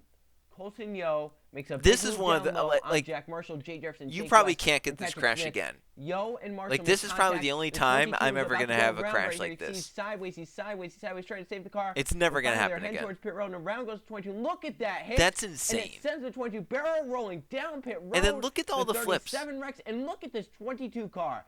When I mean barrel rolling, he barrels about. I don't know if I've ever counted of the front number of flips. Victory lane. Right there in the little wall, luckily missed the victory lane setup there, but goes in between the pit walls. I have never seen a car flip like that in my life. Let alone on pit road. I've never seen a car flip like that. That is insane. Like I said, that is a once-in-a-lifetime crash. I'm never going to get a crash like that again, but I'm glad I got one. Because, like, I also can't believe the caution came out. Because they were on pit road. Speed. Imagine if he didn't hit that wall. Imagine if he never hit that wall, he would have tumbled the whole length of the pit road, I bet. That is something, like, if he keeps going straight and flipping instead of veering towards the pit, like the outer pit wall, I do wonder how far he goes. Pit wall to where anyone would get seriously hurt. And luckily, right, because once he hits that wall, it stops his forward momentum down pit road. I wonder if he gets past the scoring pylon, right? If he's flipping just in pit road and doesn't hit this wall, if he just goes into, like, further past the scoring pylon, maybe he goes all the way down pit road. That would be pretty cool. To that scoring But, tower right there, because that would have been. I also another would have loved big to see him disaster being there. in between the One walls more and get angle to to where look that at this. scoring tower is. That would have Actually, been we'll have another super one funny. is we'll look at pit entry angle. Oh my gosh! Wow. And then this sets the race off to be Remember at absolutely crazy. Daytona We we get had another flip Baker after and this. West Not quite as crazy as that have one. their terrible tumbles on the front stretch. Where the I think 14 TJ Hanley does wins in a basically pretty crazy barrel finish roll. as well. The So 22 does one here. Look at that from this far is like away. a The car quintessential freezes and Gatorade go Cup back to the Series caution race. You flag. get 15 And laps of Marshall goes caution-free flipping out racing. frame. Now The you can final probably see him 15 flipping in laps this are frame. filled with a few cautions. Look at So this from this angle as well. but This one just pretty looks crazy, down to it. You can barely see down pretty there. crazy racing. So yeah, that's Jack Marshall's pit road flip. I have another crash to show from season 7. Another crash is probably just as crazy as this one was. Also involves the pit road wall. So as I mentioned, still in season 7, which I've dubbed as the crash season of the Gatorade Cup Series, has some of the biggest crashes. It's competing with season 3 for the most cars probably involved in crashes. But this is Indianapolis, and this is another huge crash with the pit wall. First down will be Jake West. Mac Johnson in the David 24. Unreckon coming up pit road. Going Mac Johnson hard into the pit wall. He hit the Yellow attenuator. flag, and it's for a big crash. Yep. A lot of cars in it. Pretty big. A lot of cars damaged. Pretty And big. they've raced back.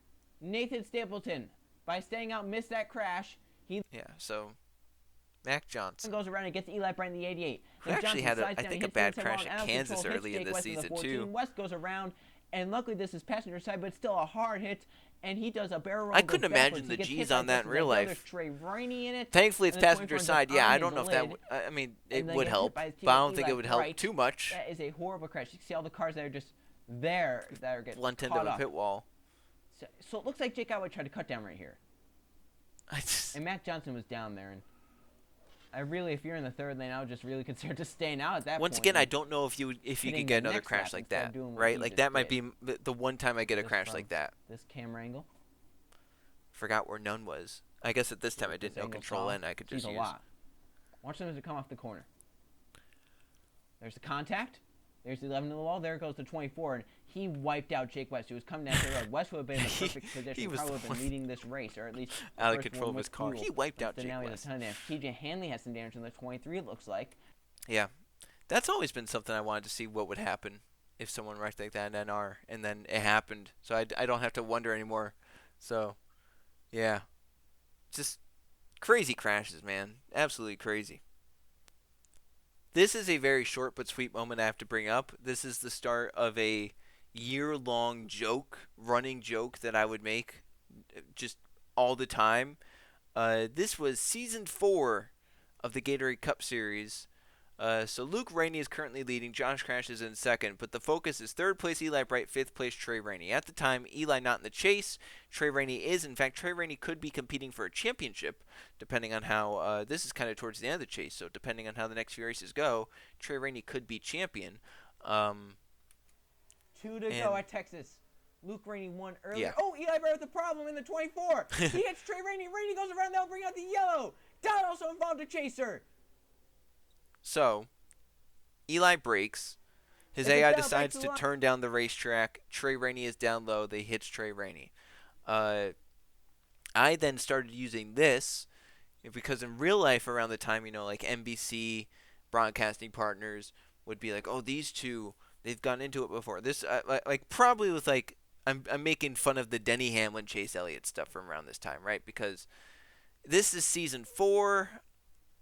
It's probably around that time, right? It's probably right after that time, maybe like early 2018, if not really late 2017 after it happened. So I'm probably making fun of that, right? Like, these two have history, and I use that so much. Whenever Trey Rainey and Eli Bright were around each other in an NR series, remember, these two made contact. These two have history.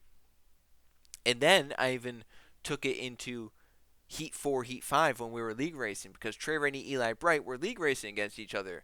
Anytime they were around each other and I could see it, these two have history. I would announce it. And there are compilations in the Kroger Cup Series montages that I made where like literally there's like 5-6 clips in a row of me going, these two have history, and it just created a very funny running joke that I got to keep using and using and using and drilling into its grave, really.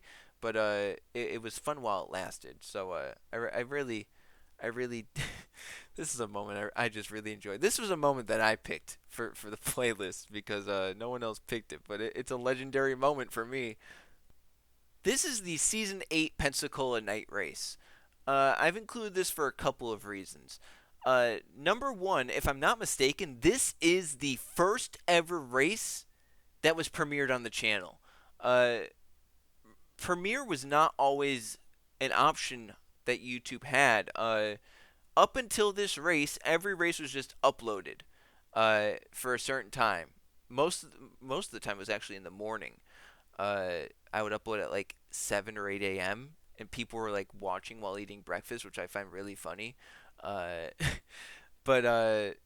it was like, oh, you know, you're coming out with this Premiere thing, and it was such a cool thing. It was like I remember when Premiere was first announced and I read into it, I was like, oh my god, it's like perfect for NR series. It's like it's made for NR series because people get to watch it live all at the same time. They could be in a chat watching together. It's like it's live, except you don't actually have to be live to do it. You can upload it, and then it kind of acts as if it's live. So that if I'm not mistaken, this is the first ever race that was premiered on the channel.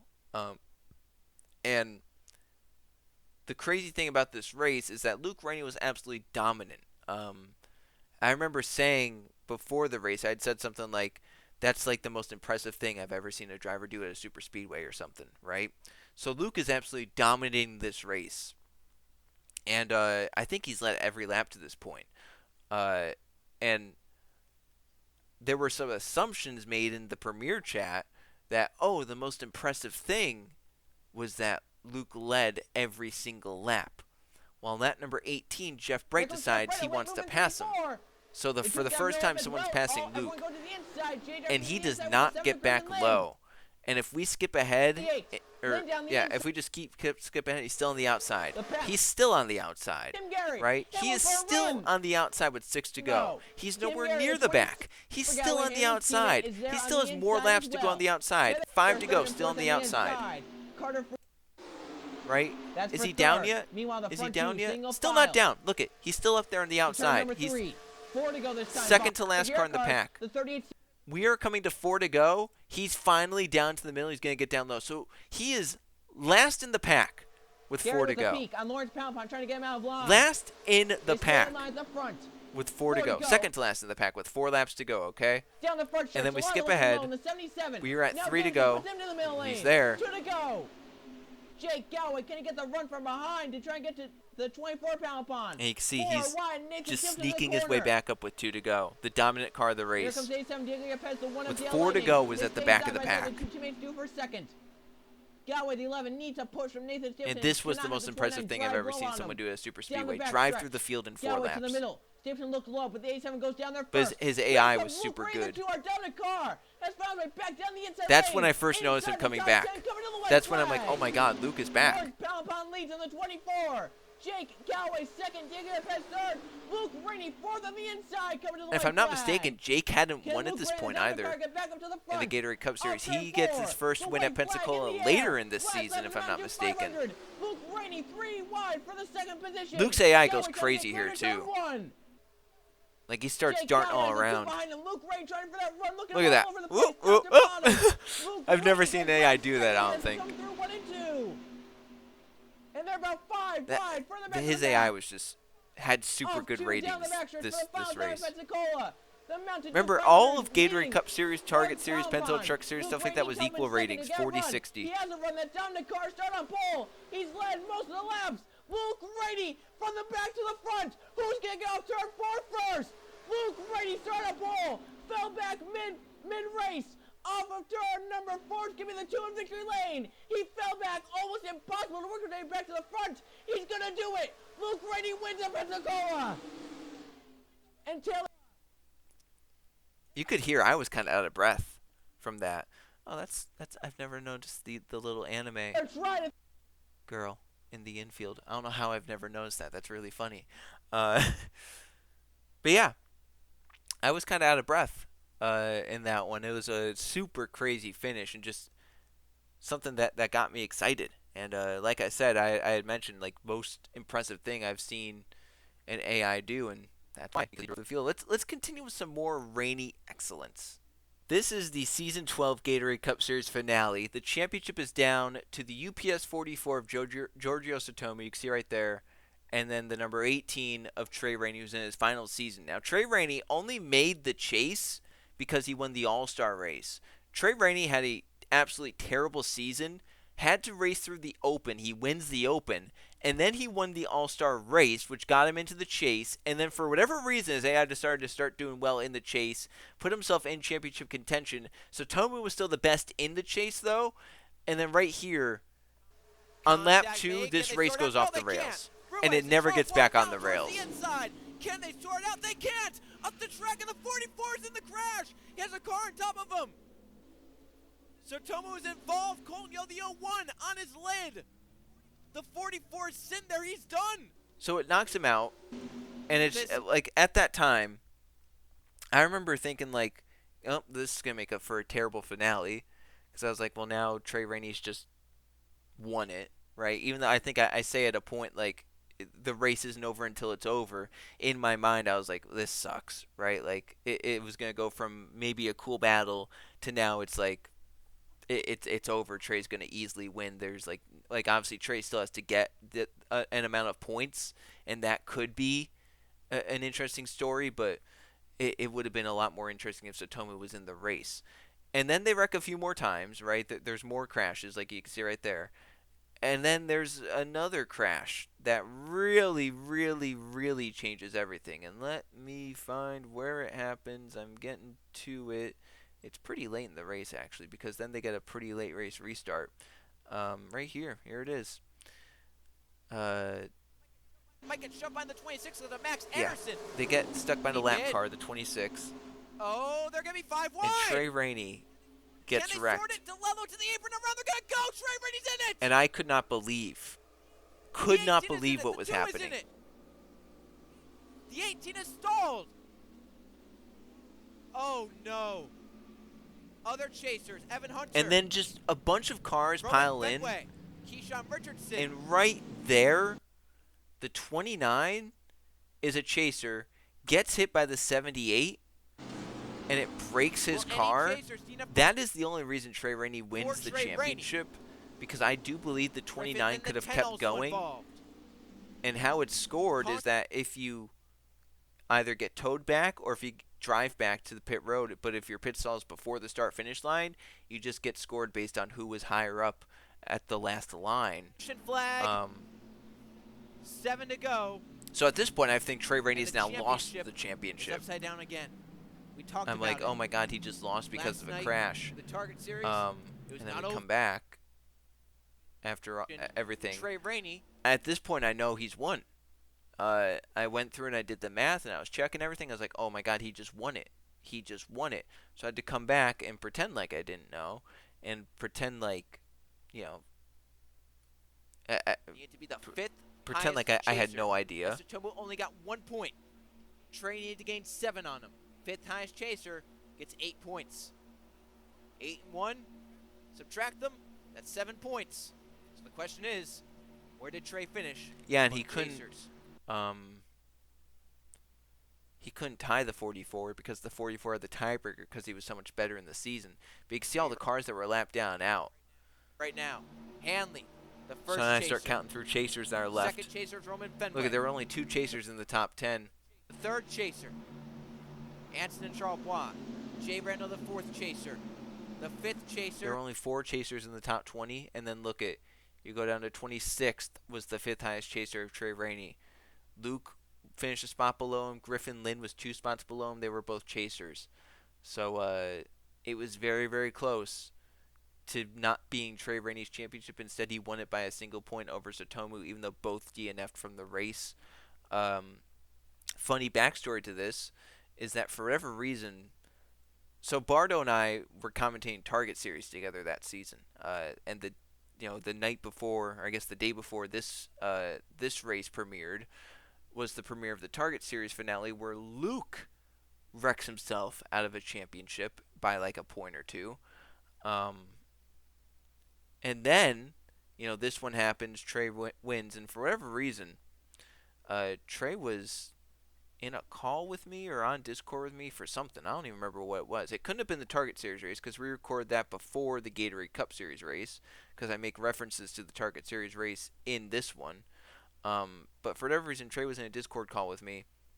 I was like, hey, I have to do the burnout for Trey Rainey, but I have to wreck his car because he wrecked in the race and still won the championship. Do you want to watch me? And they're just, I wish I would have recorded it all, but it's just such a funny, just failures by me of trying to wreck the car right and get the right damage on it and not wreck it too much to where it couldn't move anymore. It was absolutely funny.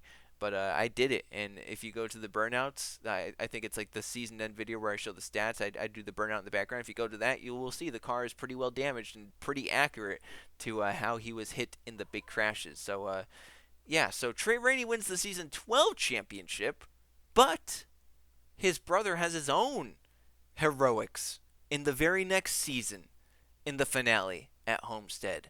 So how this one was playing out, season 13 of the Gatorade Cup Series, the finale. Jay Rando is in this 53 right here. He's the championship leader. Luke Rainey back here needs to finish ahead of Rando by somewhat of a pretty good margin. And basically the whole race has gone against Luke. Jay Rando's been just a little bit better, right? Neither have been really good, but Rando's just always kind of been in front of Luke. It was looking like it was impossible for Luke to win. So this is with 3 to go.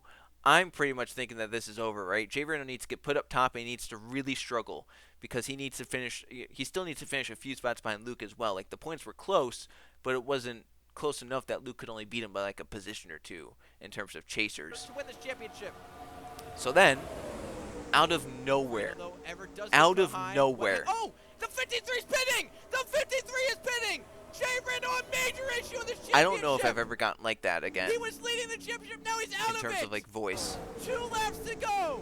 Luke Rainey has life again. Max Ayrton maybe has life again. It's true, Max Ayrton also had a shot at it, but he was like a Luke very Rainey outside now shot. In the championship position, needs to hold every spot he can get because Ayrton still at the front.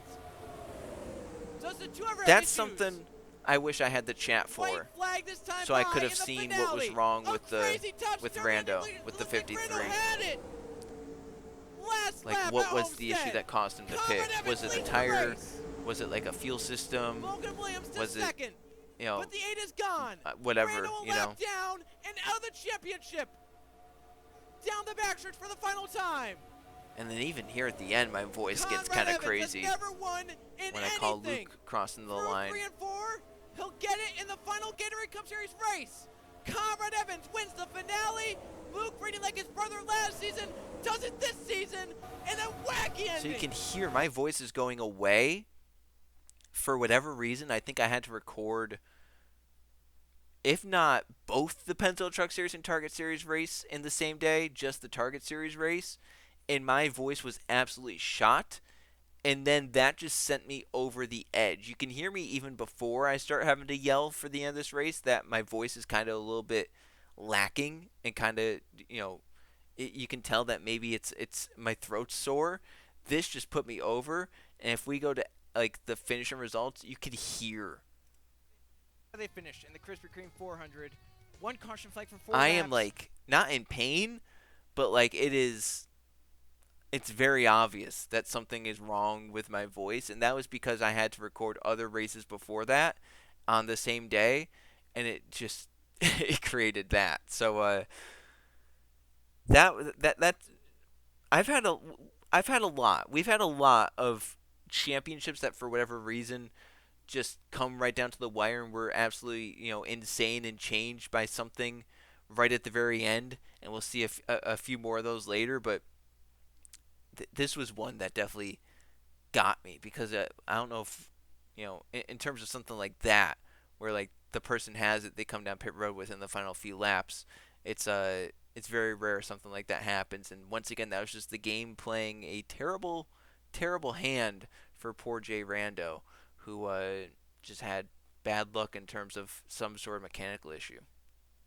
We're back with the Mountain Dew Arca series, but this is season 3. This is that magical season I talked about that was supposed to be an April Fool's joke, but the April Fool's joke was that I actually wasn't joking this time. We just went through some good Luke Rainey clips. Here's a bad one, unfortunately.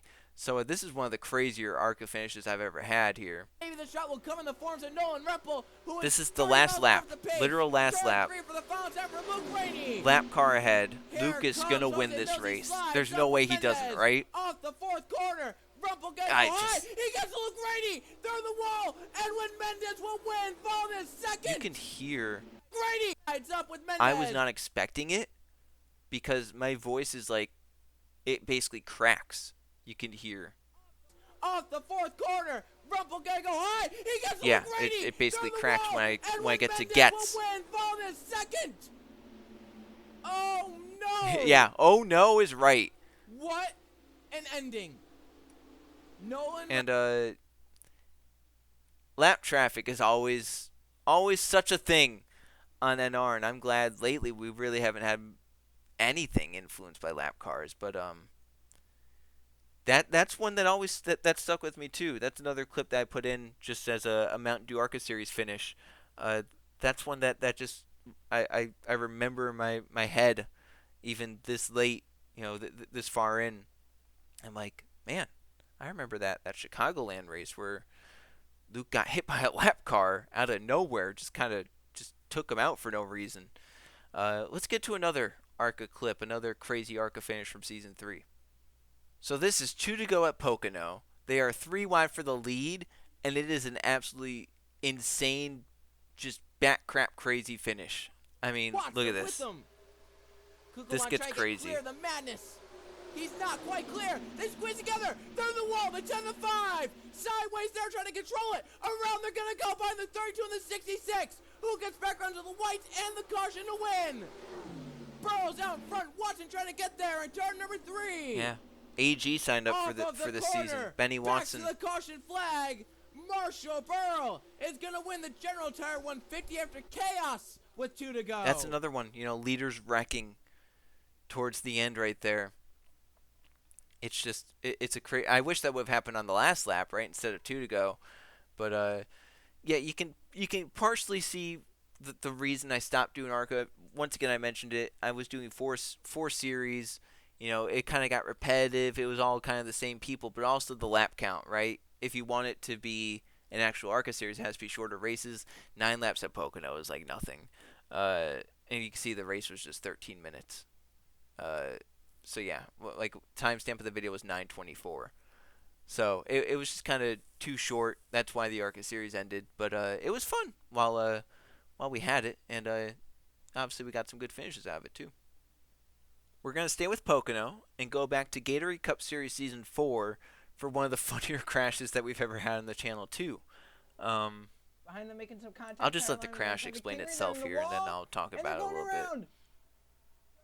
Jeff Bright's around, and Tevin Carey hits Michael Gregory, Alex Stewart, and Lawson hits hard, and Jim Garrett's flying through the air, gets Riley Sparrow Tube, and others. A car's on its side back there. Riley Sparrow Tube's on top of the 56.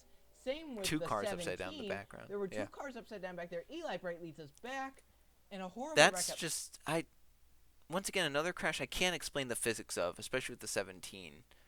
Into the wall. Jeff Bright then spins after hitting, and then Kevin Pocono off of the tunnel turn Dan Bannon, Jake Moss, TJ Hanley down this short shoot has had some of the crazier crashes in the series. Where it starts getting bad. Adam, see if we can get a better view.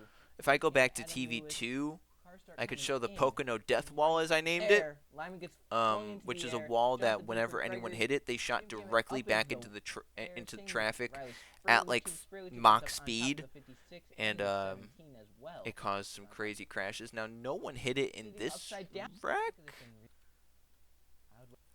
I don't believe. Let me go back to the. Yeah, so that over here in the right is the death wall. See how it curves, right?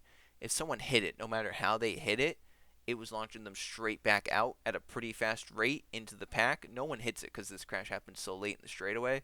But yeah, if someone wrecked off the tunnel, right? If it was like spin down here, if they hit this wall, they went straight back into traffic, and probably got launched. Michael Gregory. Let's watch the 17 again. And I still don't Ryan know how that Jordan, happened. Jim Garrett's flying through the air, Once again, gets another run car through that the technically tube, didn't flip. And others, a car's on its I've seen a side lot of back that. there, Rose Where on like top you of had the a crazy crash, 56. technically didn't Same flip with though, the so seven. couldn't be that bad. But yeah, Pocono. If you wanna watch crazy crashes, go back to old Pocono races too, because they have some too. I really wanted to include these just to show how chaotic and crazy the night races at Daytona in the Target Series became for a few seasons. This is the 3rd season of the Target Series. We'll get to also Season 6 and Season 7. There are even some others that I don't include in that had some crazy finishes as well. But these are the finishes that were just absolutely nuts. And this was the one that basically started all for the Daytona night race in the Target Series being absolutely crazy. So Eli's leading. Up to block Tommy Turbo as they come down And you the can see the backstretch. 19 Jack kind of Marshall shoves tries outside the everything he 70. can. And it's causing this weird thing with the 12, and then the 12 is a car who is inside. And the 70 is thinking he's not quite clear of the 19, so he's still shoving down. The 12 is thinking that there's a car who is inside, so it's like it's a technical 4-wide scenario, even though they're technically really only 2 wide at this point. But it just kaboom. Eli's pushing Turbo up. Oh, that contact! And Eli gets clipped. The leaders are inside of Eli's pushing See Turbo right up. Oh, here, Eli gets clipped and has to save the car. So we had the leaders wreck on the last lap down the backstretch at Daytona in the Target Series at night. That's going to become a common theme. Contact, and they're all. The leaders are wrecking at the front of the pack. The big one at Daytona. Eli Bright gets away. Alex Stewart gets away. And this Luke was gets crazy back for in Eli front. because listen to this stat. Eli Bright comes off of turn number 4, and somehow, in some way, 3 for 5 in this season, Eli Bright wins at Daytona. Yeah, so Eli'd won now 3 of the last 5 races in the Target Series. And I think one of those they didn't win was maybe a second place. So he was kind of going crazy. So he had been around in the Target Series since the beginning, but hadn't won until he won this season. I want to say Dover it was, and then he won the very next race at Charlotte, and then this was like 3 races later after Charlotte, and he won here. So he went 3 for 5 and was just on an absolute tear. If I'm not mistaken, he ends up in the Champ 4 this season, and Eli does not want to talk about that because it's ruined the Gold Amp Energy car for him. So this isn't quite the last lap of a Target Series night race at Daytona. This is Season 7, but it's 2 to go, so anything that happens that would cause a caution would end the race short. And it's basically the same sort of scenario where you have just like this weird 4-wide mess. Down the backstretch, the 99 and 32 pushing And it's up. almost a They are carbon shoving copy, each other up. The 99 except the almost one up to doesn't the get 7, clipped, they're but it's like forward. the same They're crash, wrecking the front of the except field. The field's involved, but the race leader. They're wrecking. The 6 spins back up across the track. so at this point, Oh, but the race leader. right, I'm like, okay, it's just this crash. Hernandez is going to win, right? So let me just focus on the crash. The one is so far ahead, he is going to easily win. And then this angle, right, you can hear something and you can see some stuff. There is some debris, and I'm like, what is that from? Right? Like, oh, someone probably went up and hit the wall hard. So that's when I'm like, oh, let me get to that, right? Let me go see what part of the crash that is. Back up across the track. They're still wrecking Yeah. up ahead. A race leader, the one involved. And that was like a jump scare for me, seeing the one sideways, because I was like, he was so far clear of the crash. What happened? But he's just sitting here sideways. Still wrecking up ahead. A race leader, the one involved. And who's the one but Anthony They're Hernandez off the too, line. right? Trevor Buford, the lead. The 23 second, the 89 So third. let me get Trevor to Buford this. 7 of Taurus, they're going to get right there. 99 spins around into the 32, into the 6 right there. And I think the 32 may come back up across the track, if I'm not So mistaken. Anthony Charlebois, There's the Mathis' 6 spinning driver, around. Here, he stays comes in back the up the track. gas Some cars trying to miss and it. hits Anthony Some Hernandez, who was going to outside win the race in down that Special Dale finally Junior paint horrible scheme. That second pack. Oh, he hit the 7, hits him. Passed it up, trying to get ahead of the 1. And right here, he's going to take out our race leader, Anthony Hernandez. So as they come into turn number 3, there's a 32. You see it right there on the grass.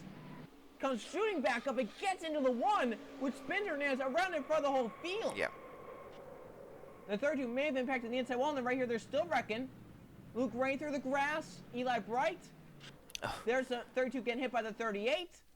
Chaos. Yeah, the Target Series So right night here, race you see down the backstretch. at There's the Daytona contact really around gave me goes to the some 99. 32 gets hit right there down to the 6. Trouble out, some control through the clips grass. that I could Gonna use. come right back up into the 1. Takes Anthony Hernandez completely out of the race lead. For years to come, obviously, because we're 10 years in. I'm still going through them. But if you can believe it, there is one Target Series night race Daytona finish that tops what I just showed in both clips.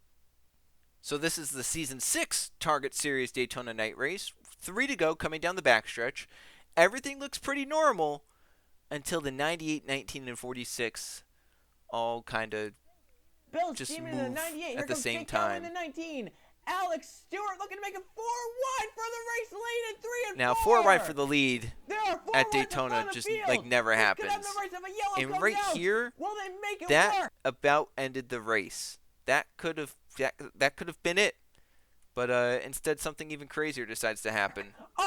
They could have gone 5 wide there. That would have been crazy. If the 20 shoved 5 wide, that would have made me probably lose my brain. And they're still hitting. They're shoving each other. They're still 4 wide. Will they make it to the stripe? For a moment, I thought that maybe they were actually going to survive for a little bit. That was foolish of me. 2 to go. They're still hitting. They're still running around. They go. All the leaders are involved.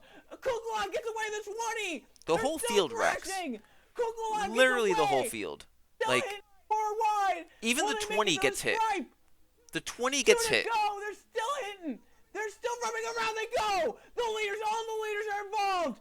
Kukulon gets away this 20. They're still crashing.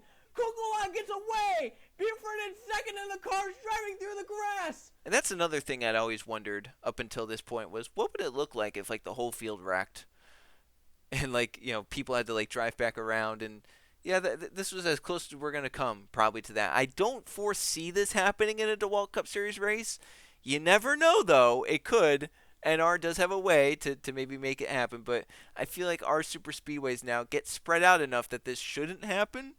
But 4 wide is still always something that could cause chaos at Daytona or Talladega, so maybe we will see something like this again, but I wouldn't count on it. That's probably the only time we'll see the whole field wreck on this channel, but yeah, Target Series Daytona night race, for some reason it like half of the time, if not more than half the time, it had some sort of crazy finish. Now we're back into the Gatorade Cup Series Season 9, and this is a historic moment for the Gatorade Cup Series. So we had a late caution, which set up a 1-lap dash for the win. So you expect 1-lap dash at Auto Club. Yeah, it is a crazy racetrack, but you probably wouldn't expect anyone behind like Jefferson to win, right? Jefferson's in 4th in the 78. You would probably expect it to be one of the top 4 that could win this race. Green and white together. We're racing here at Auto Club for the final lap. Friesen blocking down there is a good run. He got a great restart. But this finish Friesen goes is there. crazy. He'll get to second. Like absolutely crazy. Turn number 1. Friesen's down low. Here comes the 43 side by side. Can Shane Jefferson get the push from Levi Jones? Get to that 43, make a pass down the backstretch. He's looking. He gets 4th red middle. Can Jones get his 10th Gatorade Cup Series victory? So why is 10th Gatorade Cup Series victory so important, other than the fact that it's number 10 and it's double digits? It's that he was tied at number 9 for the longest time for the most Gatorade Cup Series wins. Number 10 would put him on top of the Gatorade Cup Series as like by himself. He would be the winningest Gatorade Cup Series driver by himself. Start number 3 is Levi Jones, the hungry Jones. He started 6th, restart 6th. Now he comes off turn 4. Can he beat Jake Gowen, the drag race at the start-finish line? For his 10th Gatorade Cup Series victory. Who will it be? Levi Jones does it. His 10th Gatorade Cup Series victory comes at his home track. So that's why it was so crazy. Is not only was Levi from California, but now he's going for like the record in terms of Gatorade Cup Series wins. He ends up getting number 11. I think it was number 11 later in the season at Indianapolis. By that time, so he had quite the season. It was such a season that he ended up winning the championship too. So crazy restart and finish, as I mentioned, because he restarted in 6th, then he came in 1 lap to win for his 10th win at his home track. It just lined up perfectly. Like I literally could not have scripted it better. if I could script NR races. So once again, the game knows sometimes. The game just knows what to do, and it knew what to do on this day. And I was happy that we got some history in this race. I remember at the time being pretty ecstatic that someone broke into the 10s, and it obviously set up then a great season for Levi with that championship. So now we move into the Target Series Season 9. This isn't anything for like a crazy finish. This is for more history, and I'll explain it as we get in and let my guy, Sebastian Dupayne, the lone past me explain it. Off turn 4. He'll win the Wendy Sprinter Homestead, and the trifecta for Code Luigi is complete, a championship in the Target Series. So you may wonder, what does trifecta mean? And there are some people that probably don't even know the legend of Code Luigi on this channel. Let me tell you, he is an absolute legend on the channel when it comes to championships. He is the Gatorade Cup Series Season 5 champion. Then he won the Pensacola Truck Series Season 3 championship. And then he won the Target Series Season 9 championship. That is a championship in all 3 series. No one has ever done that. No one's come close, really, to doing it besides him. On top of that, he then went on and won an IROC championship. It was Season 2 IROC that he won. And then he won the IndyCar Series championship while winning the Indianapolis 500 in that season as well. He's won... What crown jewels has he won the Gatorade Cup Series? He won the 500 in the final season, I'm pretty sure. It was the final season when he finally won it. I'm pretty sure he won the 600. And he won the Brickyard. He didn't win Darlington, but he won all the others. He's like... And remember, this is like... If this happened now, you could be like, yeah, I could see it happening now because of the rating series. I still don't think anything like that would happen now. But I could see it happening now because of the ratings system, and someone just gets really good at it, and they have a really good team, and they stay with that team, and they know what they're doing, and just everything clicks together. And yeah, you have to get lucky still because other people know what they're doing too, but it would be a lot easier. Equal ratings code did this in, so this was this was just complete luck. This is like the luckiest man alive right here to end up winning all these NR things in a 40-60 equal ratings series. He won all these championships. And it's just absolutely crazy, but Code Luigi got the trifecta in the Target Series back in Season 9, meaning he won a championship in the top 3 series. He retired from the trucks because of it. He retired from Target because of it. Then he ended up just racing the Gatorade Cup Series. And as I mentioned, he went on to win stuff like the Samsung IndyCar Series Championship and an IROC Championship as well. So he basically has a championship in like every single series that is run on the channel besides an ARCA Championship, an SCS Championship, and a DCS Championship. In terms of SCS, he only ran a few seasons as Roger Ray. ARCA, the same story. I don't know if he ever ran as Code Luigi. Maybe he did in the early seasons, and then he's never run in the DeWalt Cup Series. So he's like a near perfect in terms of winning championships in series on the channel that he's raced in. And for that, he'll always be a legend in NR for me. And yeah, I mean, just a crazy crazy time that he was able to do that in an equal rating series. So I brought up the Samsung IndyCar Series and the Indianapolis 500 and Code winning the championship. Here is him winning the Indianapolis 500. There is some backstory to how the mic sounds. Let's ignore it for now, how terrible it sounds. It basically sounds like I'm shouting over loudspeakers. But let's watch Code win because it was actually a pretty close and crazy finish, too. Down the back to the final time in Indianapolis. Code Luigi looks slow in the 9. The Gatorade Cup Series champion, the Target Series champion, the Pensacola Truck Series champion. Indianapolis wins to his resume. Through 3 and through 4.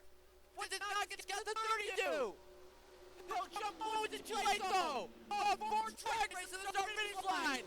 And Code Luigi, the dominator. Knocking down the rookie to the checker flag. Winner is Code Luigi. Wins at Indianapolis. He'll drink the milk in victory lane. Yeah, so the mic sounding like that for whatever reason, the commentary sounding like that, it had been something. It was a setting in Audacity. I don't know what exactly I was trying to fix at the time. It was something to do with the mic quality, I'm pretty sure. And I changed the setting that made it sound better. So I changed that setting more.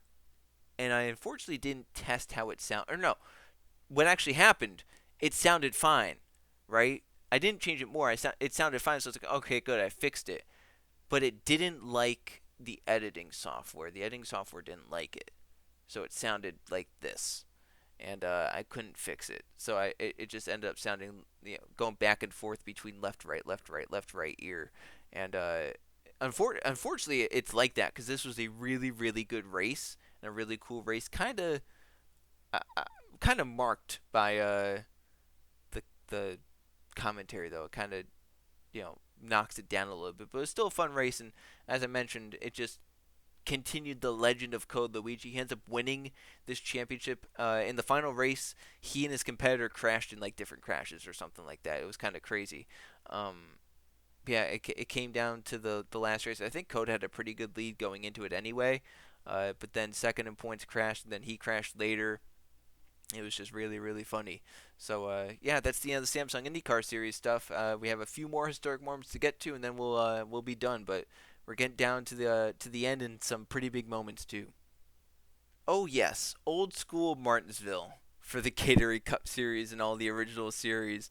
These races sucked, right? This was back when, like, I work. Yeah, I could do some stuff to it, but I didn't really understand it in full depth. Now I kind of understand a lot about it. Still don't understand all of it, but there's a lot more I understand that I can do with tracks, and I did not understand it at all. So, like, every car has front and rear damage in this because of under caution and stuff like that.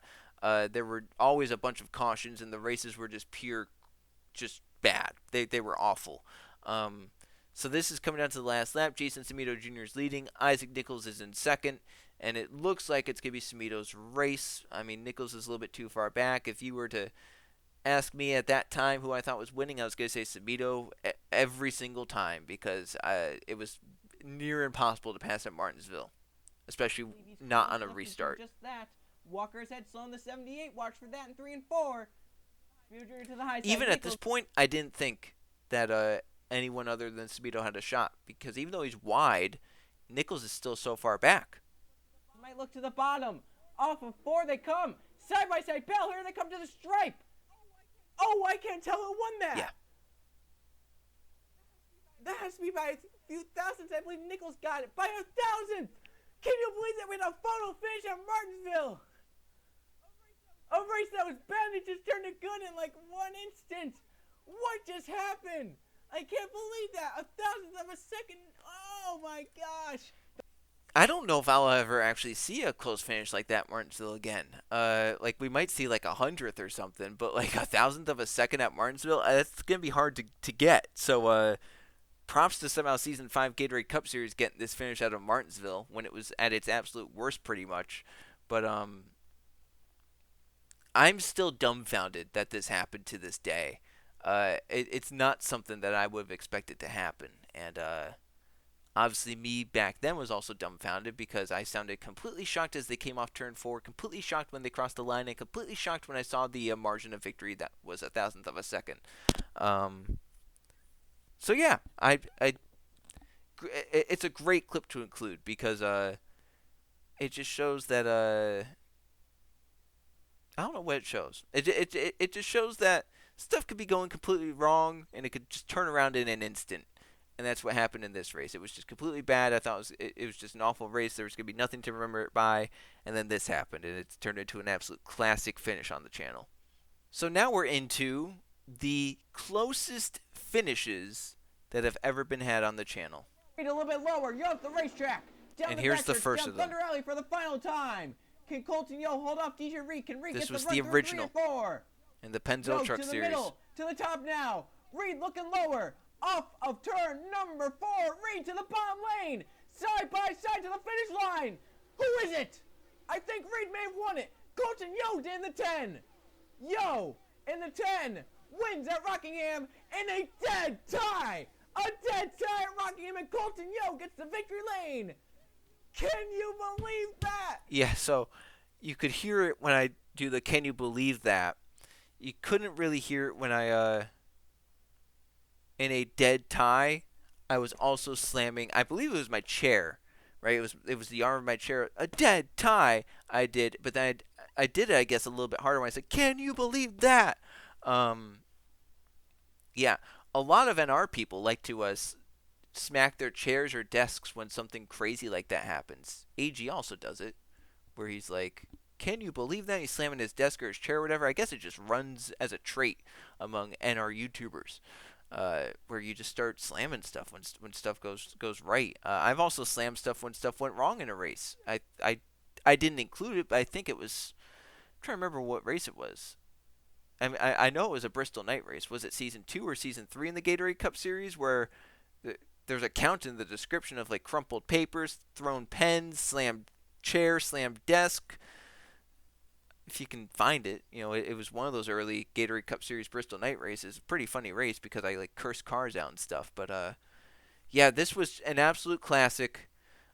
Super, super close. Like, obviously dead tie. Look at the run he had down the front stretch. He just And ran. me calling DJ Reed as the winner, I've gotten better at this now. Back then, I was pretty bad at it by calling winners before I knew who won, or not really.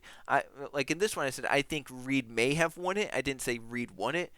Now, when I get a photo finish, if it's not clear to my eye in the moment, I don't call someone as a winner or say I think this person won. I like to then wait for this to look at the scoring and be like, oh, this person won it. But yeah, that was the first ever dead tie on the channel, but there are a few more that came after this one too. Ironically, the next dead tie finish comes in the Pensacola Truck Series again, season 6 at Talladega. And this one's pretty crazy too, maybe even crazier. Kukulon makes the move. Galloway outline 3 wide for the 46. That's 3 wide for the win in Talladega. Pearl, Kukulon, Galloway. Who gets to the start finish line? 3 wide. Oh, I think Jake Gall on the inside. And it's See, Kukulon. there it is again. Sebastian Kukulon wins 3 wide to the stripe. Oh, have you ever? So I called the wrong person again, but once again it was, I think, but Kukulon beats Jake Galloway by now inches. I know if I actually don't know who won, if it's that close, I am not going to call it immediately until I know for sure who is the actual winner. I would be like too close to call or something like that, but it really hasn't happened lately. So photo finish. Look at this. Oh, that could not have been closer. It really does look like Jake, but looks like Jake Galloway, but they give it to Sebastian Kukulon. The scoring and timing, Marshall Burrow just a little bit behind them, and obviously another dead there it is tie again. In the Pensacola Truck Series. Slapping my chair. We saw this at Rockingham a few seasons ago. We see it again this time at Talladega. Kukulon beats Galloway to win the M&M's 300 and a 0.000 margin of victory for the second time in the Pensacola Truck Series. What an ending to a controversial M&M's 300 at Talladega. Top Dragster just had a 000 for AG the channel in his Top Dragster Open stuff. Yeah, it was at Homestead. Another 000. Which that is always something as an NR creator you want to have, right? It's like, oh man, 000, I really want it. And it's been a while since I've had one, right? The next one we'll show, I believe, is the last one I've had, and I want another one. Let's get to that one, and then I'll talk about how much I want another one. So this was the 10th season of the Gatorade Cup Series. This was the first of 2 Texas races in a row. This was like the Texas doubleheader. I called it like the nationwide duel or something. This was the first one. We had JJ Reed versus Jake Jefferson. And as you hear, Texas native Jake Jefferson trying to win at his home track. And he barely gets to the inside right here. Just barely. Now, this version of Texas is actually pretty good for us in the Gatorade Cup Series. We've had, I think this was like the 3rd photo finish we had here. There was one in Season 8. And Season 9, and Season 10 now. So this was a really good version of Texas for us to use, and always provided some crazy, crazy racing. 78, hard the gas. Who wins the drag race to the start-finish line? Reed, Jefferson back around. The winner is, I think, Jay Jefferson. He did do it. I don't know how I called Jefferson out of that one. I honestly don't. The other 2 I didn't know, and then this one somehow I knew. What a finish in Nationwide Duel number 1. The 78 cars won it. What a race. What a finish. What a way for our first duel. Very close. Here in the Gatorade Cup Series. The margin of victory, for Jay Jefferson. The margin of victory, a dead tie. That one, I guess I had a pen or something, and I hit it off of, my desk was like metal at the time. It was like where the keyboard would have been if I had a keyboard instead of, or I guess would I've had a keyboard? No, this was season 10, so it would have still been the laptop. So, yeah, it would have been like, it was a little keyboard metal tray that could slide in and out. Mine didn't slide because it had to be basically held up, so it couldn't slide. It was like magnetic along the sides. But yeah, so I guess I probably had a pen or something. I had something in my hand. I slammed it against that metal part instead of my chair that time.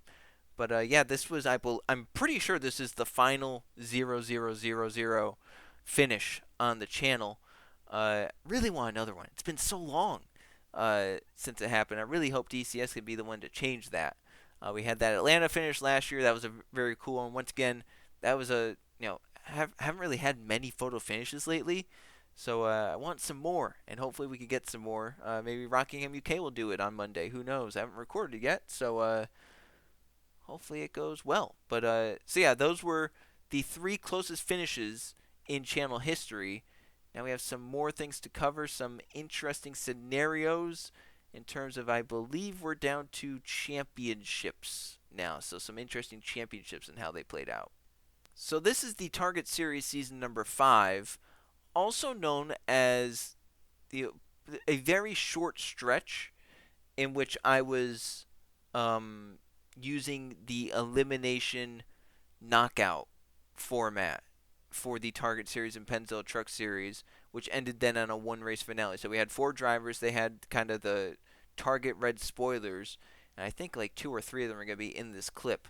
This is around the midpoint of the race. We get a crash. Right down low, E-lap right to the middle. Pretty big crash, pretty gnarly crash.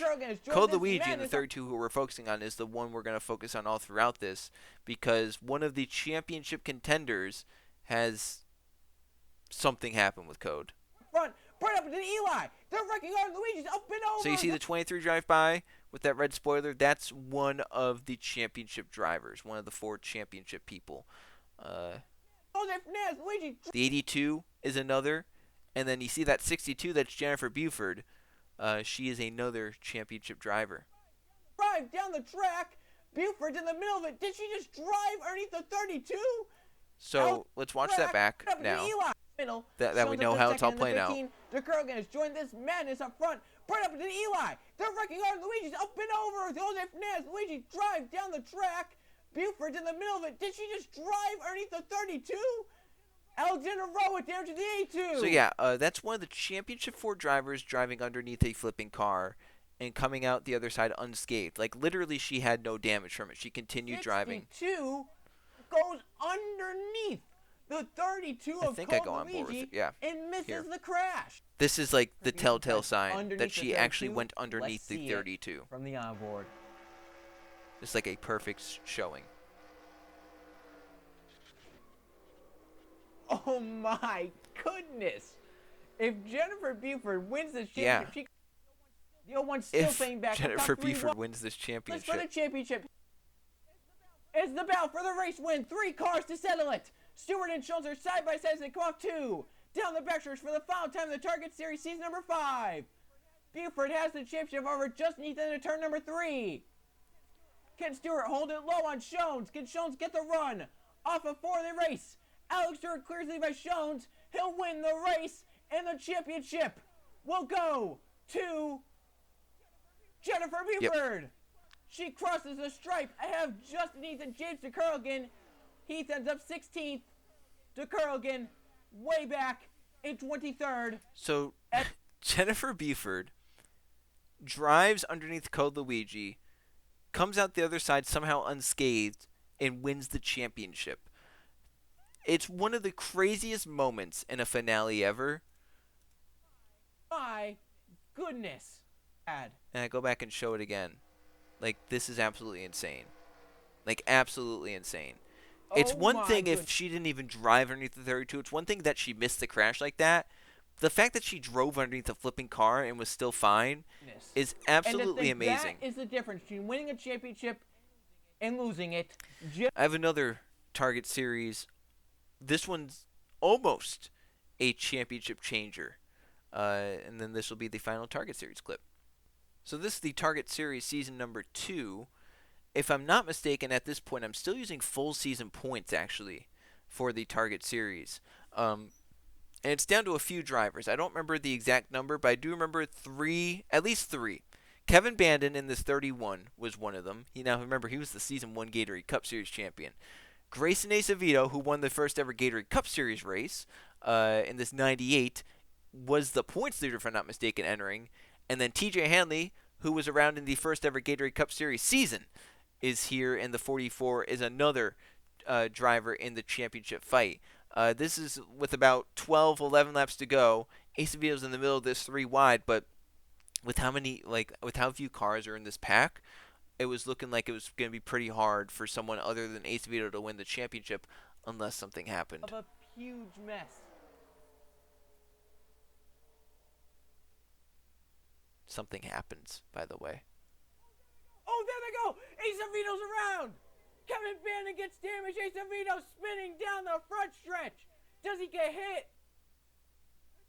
The caution will come out with 10 laps to go. So yeah, luckily for him, he only gets slight hits on the front and the rear. There are other cars that are absolutely destroyed in this crash, and he is perfectly fine. Like, not perfectly fine, but he's good enough. Acevedo took the caution flag in 12th, but if he has to pit, that could be devastating to that team. So yeah, here, I do an onboard with him. Back where he crossed the line, which is 12.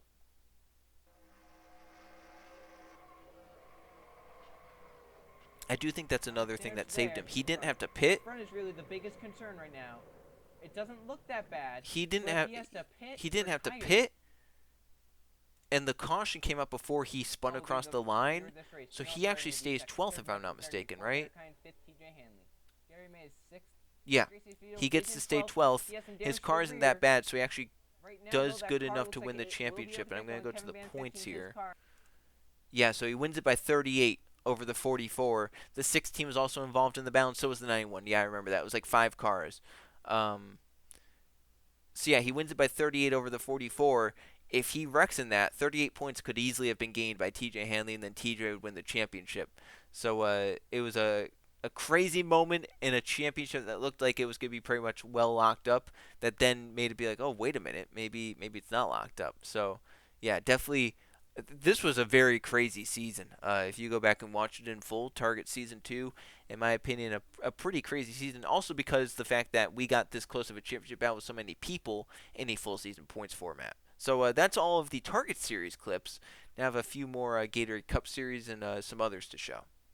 So this is Season 8 of the Gatorade Cup Series. One of, if not my favorite, championship races that I've run in NR2003.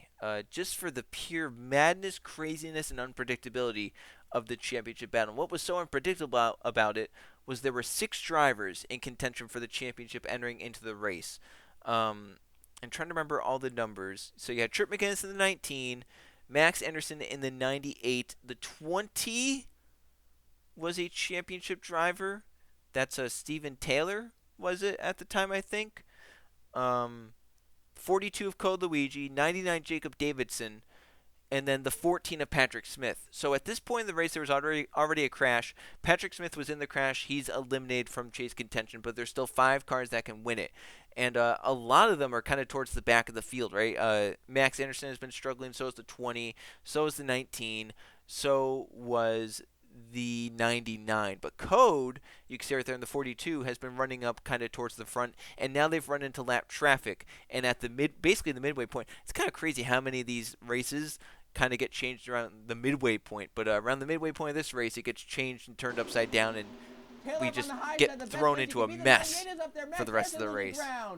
Can he get down? He has a hole right now. No, they're going to wreck. Around they go. Into the wall hard. It's Max Anderson. Trip McGinnis in the 19 involved. Davidson gets away, but now the 19 is in the inside wall. The 98 was collected. So yeah, that was like 2 of the top 3 in points or whatever that got collected in that. And I'll show it again. I show some pretty good angles, I feel like. Is this... Yeah. I thought Davidson was So going to be... here, And along with Trip McGinnis. Max Anderson does a 360 I thought Davidson was spin. going to be collected. He did a great job saving his car to keep And then his car going McGinnis straight and gets still in hit a few championship times. contention. It's going to be hard for him, though. I go on board with some And people, if I'm and it's Trip McGinnis, fine. I'm hoping that I have enough points in that. But now at this point, Or will we Code get... Luigi was kind of an outsider for the championship, but he was still close enough that, like, if stuff happened, he could easily take advantage. And now he's running inside the top 10. Remember, the Gatorade Cup Series chase went with an interesting format where you only scored points relative to other chasers when you were in the chase. So the highest chaser got 12, the second highest chaser got 11th. It didn't really, matter the cars between. And we won't have to catch lap traffic. 37 cars on the lead lap. Luke running the 2 8-hour So race there for the point. 42 right there is in 7th. Kukla from him is a point behind him, and Jay Jefferson is a point. And then you go back And to then the look at next this. point we see is all the way You go back to the 99. 9 of Charles Robert, then the 99, then And the then look at, 43, there's the then you have 20, there's the 98, the 8, 19. the 19. You go all the way back. So you have Race all car this, pit and it's like, oh, road. Code is going to 15 be laps to a go. 2-time Gatorade Cup Of course, Series he's back another champion. spot. But then he And gets another put up point. top. And it's like, I okay, think it's still Luigi, fine. The next points are far Right? Like, back. He can lose some He of his doesn't have position to, as long as they're not he can points. fall back And as long just as outside the top 10 as long as he gets back how will down the line. championship go? And then this lap Luigi's changes still falling everything back right from the here. outside, 3 wide. Oh, 4 wide. Fitzwater sandwich with Eli Bright and into the wall for the 42. And he never recovers. Dropping back is Code Luigi. Never recovers Eli Bright almost from to the this. apron to turn when he is on the apron, slowing the inside. And then the funny part about this is we have this battle back here. They are the battle. Look at these three. I think we're like the top 3 in points entering or something like that. Maybe the 99 was up there, but like the 19, 98, and 20 are like, this is the battle for the championship. And Solana gets had both of them right here, which he's trying to do. Does this hand the championship to now Luigi? So yeah, it was like this absolute crazy thing of like, Code The Luigi 42. still has a chance because those people are so close to each other. Points could change so much, right? And the 99 still In my behind opinion, him, it's gonna need to stuff get like at that. least the- And then have a shot at the another wrench championship. gets thrown into this race 9 and tied. right at the end. So Right there we to go third, through all but this, coming to the right? right- We get to the end of the race. And Gatorade Cup Series win came. so Jake Galloway is going to win the final race of the season. Code is still finishing further back in the pack. So is Jacob Davidson. We have no clue about the 98, 20, and 19. And basically, it's to a point where basically it might be whoever finishes higher of those 3 wins the championship. It's that close. Pensacola, he'll get a And second then at right Homestead, here, I was like, oh my god, there's no way. Galloway wins. The 19 was on pit road. McGinnis had to come down pit road. Where's the 98 and the 20? Max Anderson ahead of the 77, ahead of the 20. And why the 77 was so important? The 77 was another chaser, so it meant another point. A car's blown up after the And then we go here, and this is how close it actually was for the championship. Trip McGinnis pitting cost him the championship because there's assumptions made. I never went back and was able to look, but the assumptions are made that he was actually around the 98 and either in front of someone, right? He was in front of a chaser, and that he would have gotten at least 1 point, and I think maybe would have had the tiebreaker or something. He probably, it would have been close. But look how close the championship came down to, right? The 98 won, 19 and 42 were both 1 point back, 99 was 2 points back, the 20 was 3 points back. So it was an absolutely close championship battle for all those top 5. And like I said, if things went a little bit different in either way, right? The 98 could have lost 2 points, the 20 could have gained 2 points. It could have been the Stephen Taylor's championship. It could have been Code Luigi's championship if the 77 beat the 98 and the 20 beat the 98. And it's absolutely insane to think about. So yeah, this was one of the absolute craziest finales ever, and definitely would recommend going to check it out if you've never seen it, or just to relive it in full, because it's action packed and it's drama filled too. So this is another one that's up there for one of my favorite championship races and just one of the crazier championship races I've done. This is the Simulation Cup Series 2000 championship race, which came down to Trey Bardo and Keegan Thompson. Now, this one wasn't really all that close entering. Keegan had a pretty sizable points lead.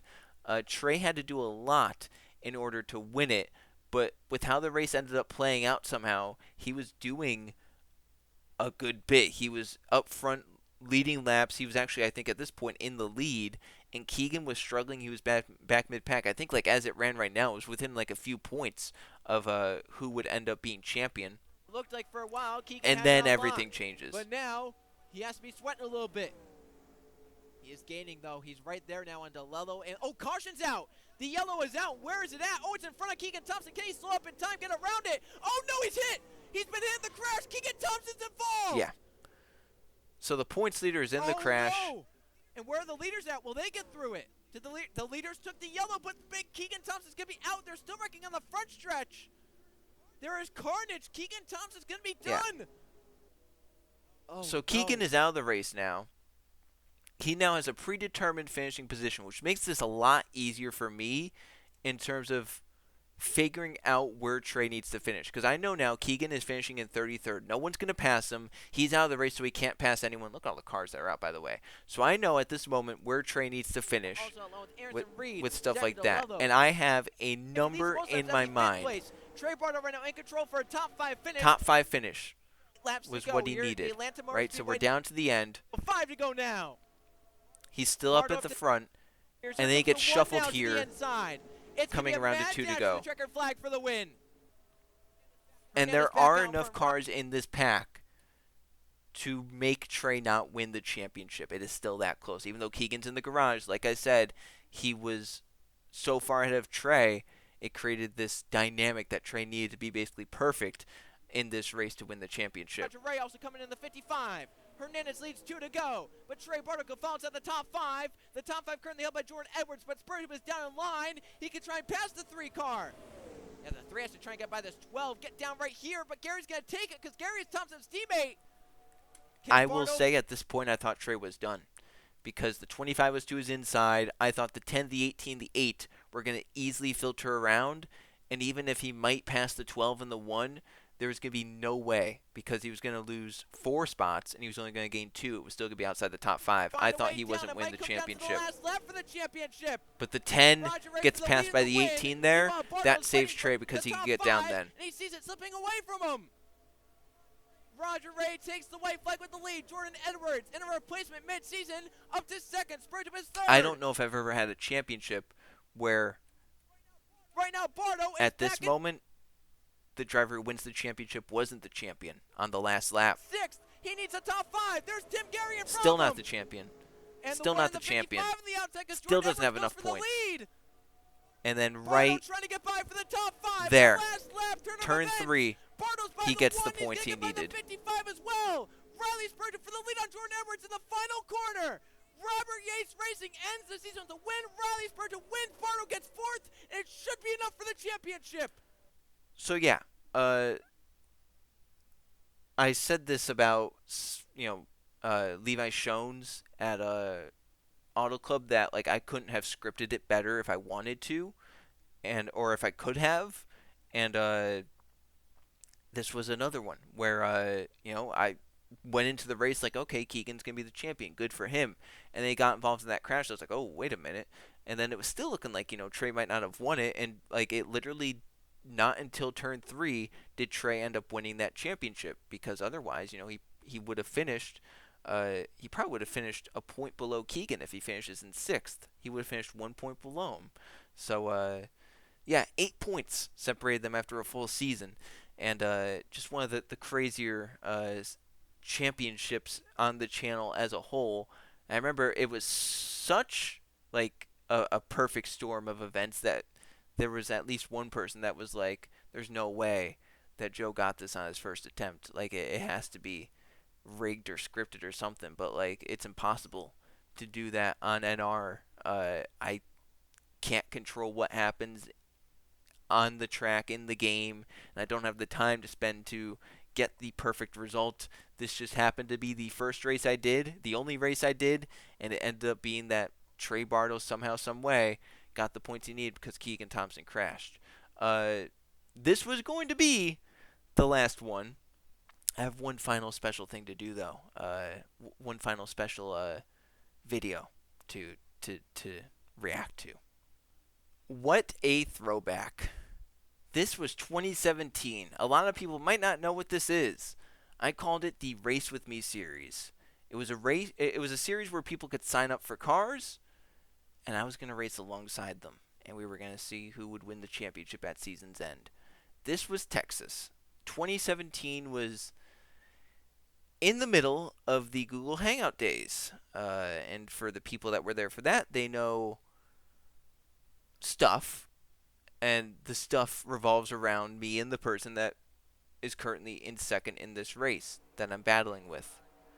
Let's just react to stuff I say, because I was watching some of these the other night, because I was like, oh, I kind of forgot about this, right? And I forgot I did so many races. I did like 15. I thought I ended after like 9, but I did like 15 races. So the thing about this one is this is nearing the end of the race. I still had my laptop, and to use the F keys on the laptop, you had to hit the function button too. Like the function button had to be hit to use to actually use F1. Otherwise, it was going to do whatever. It was like F1 maybe was mute or something, so it would have just muted if I just hit F1. It wouldn't have done F1. So you could see, like, you need to get to F whatever to get to the fuel stuff, and I need to know how much fuel I had. I need to know, did I need to save? And I was trying to get the thing up, but I couldn't because I was trying to drive the car, and I'm trying to reach up and hit the function thing, and it really sets up something interesting when I start to try to do it. I need to know. You can hear me. I need to know. Right there, I get it. I got it. But then it compromises my entry into turn number 1. Wasn't the best entry to the corner, but I and got then it up. I go wide, and oh, he wrecked me! Fucking Jefferson. this turns into like a giant crash too. Like a-hole.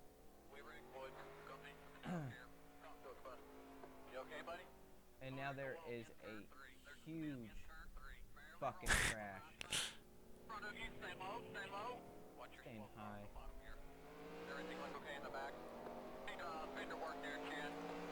So what I liked watching through these, I really played it up that I was angry and like just frustrated with everything.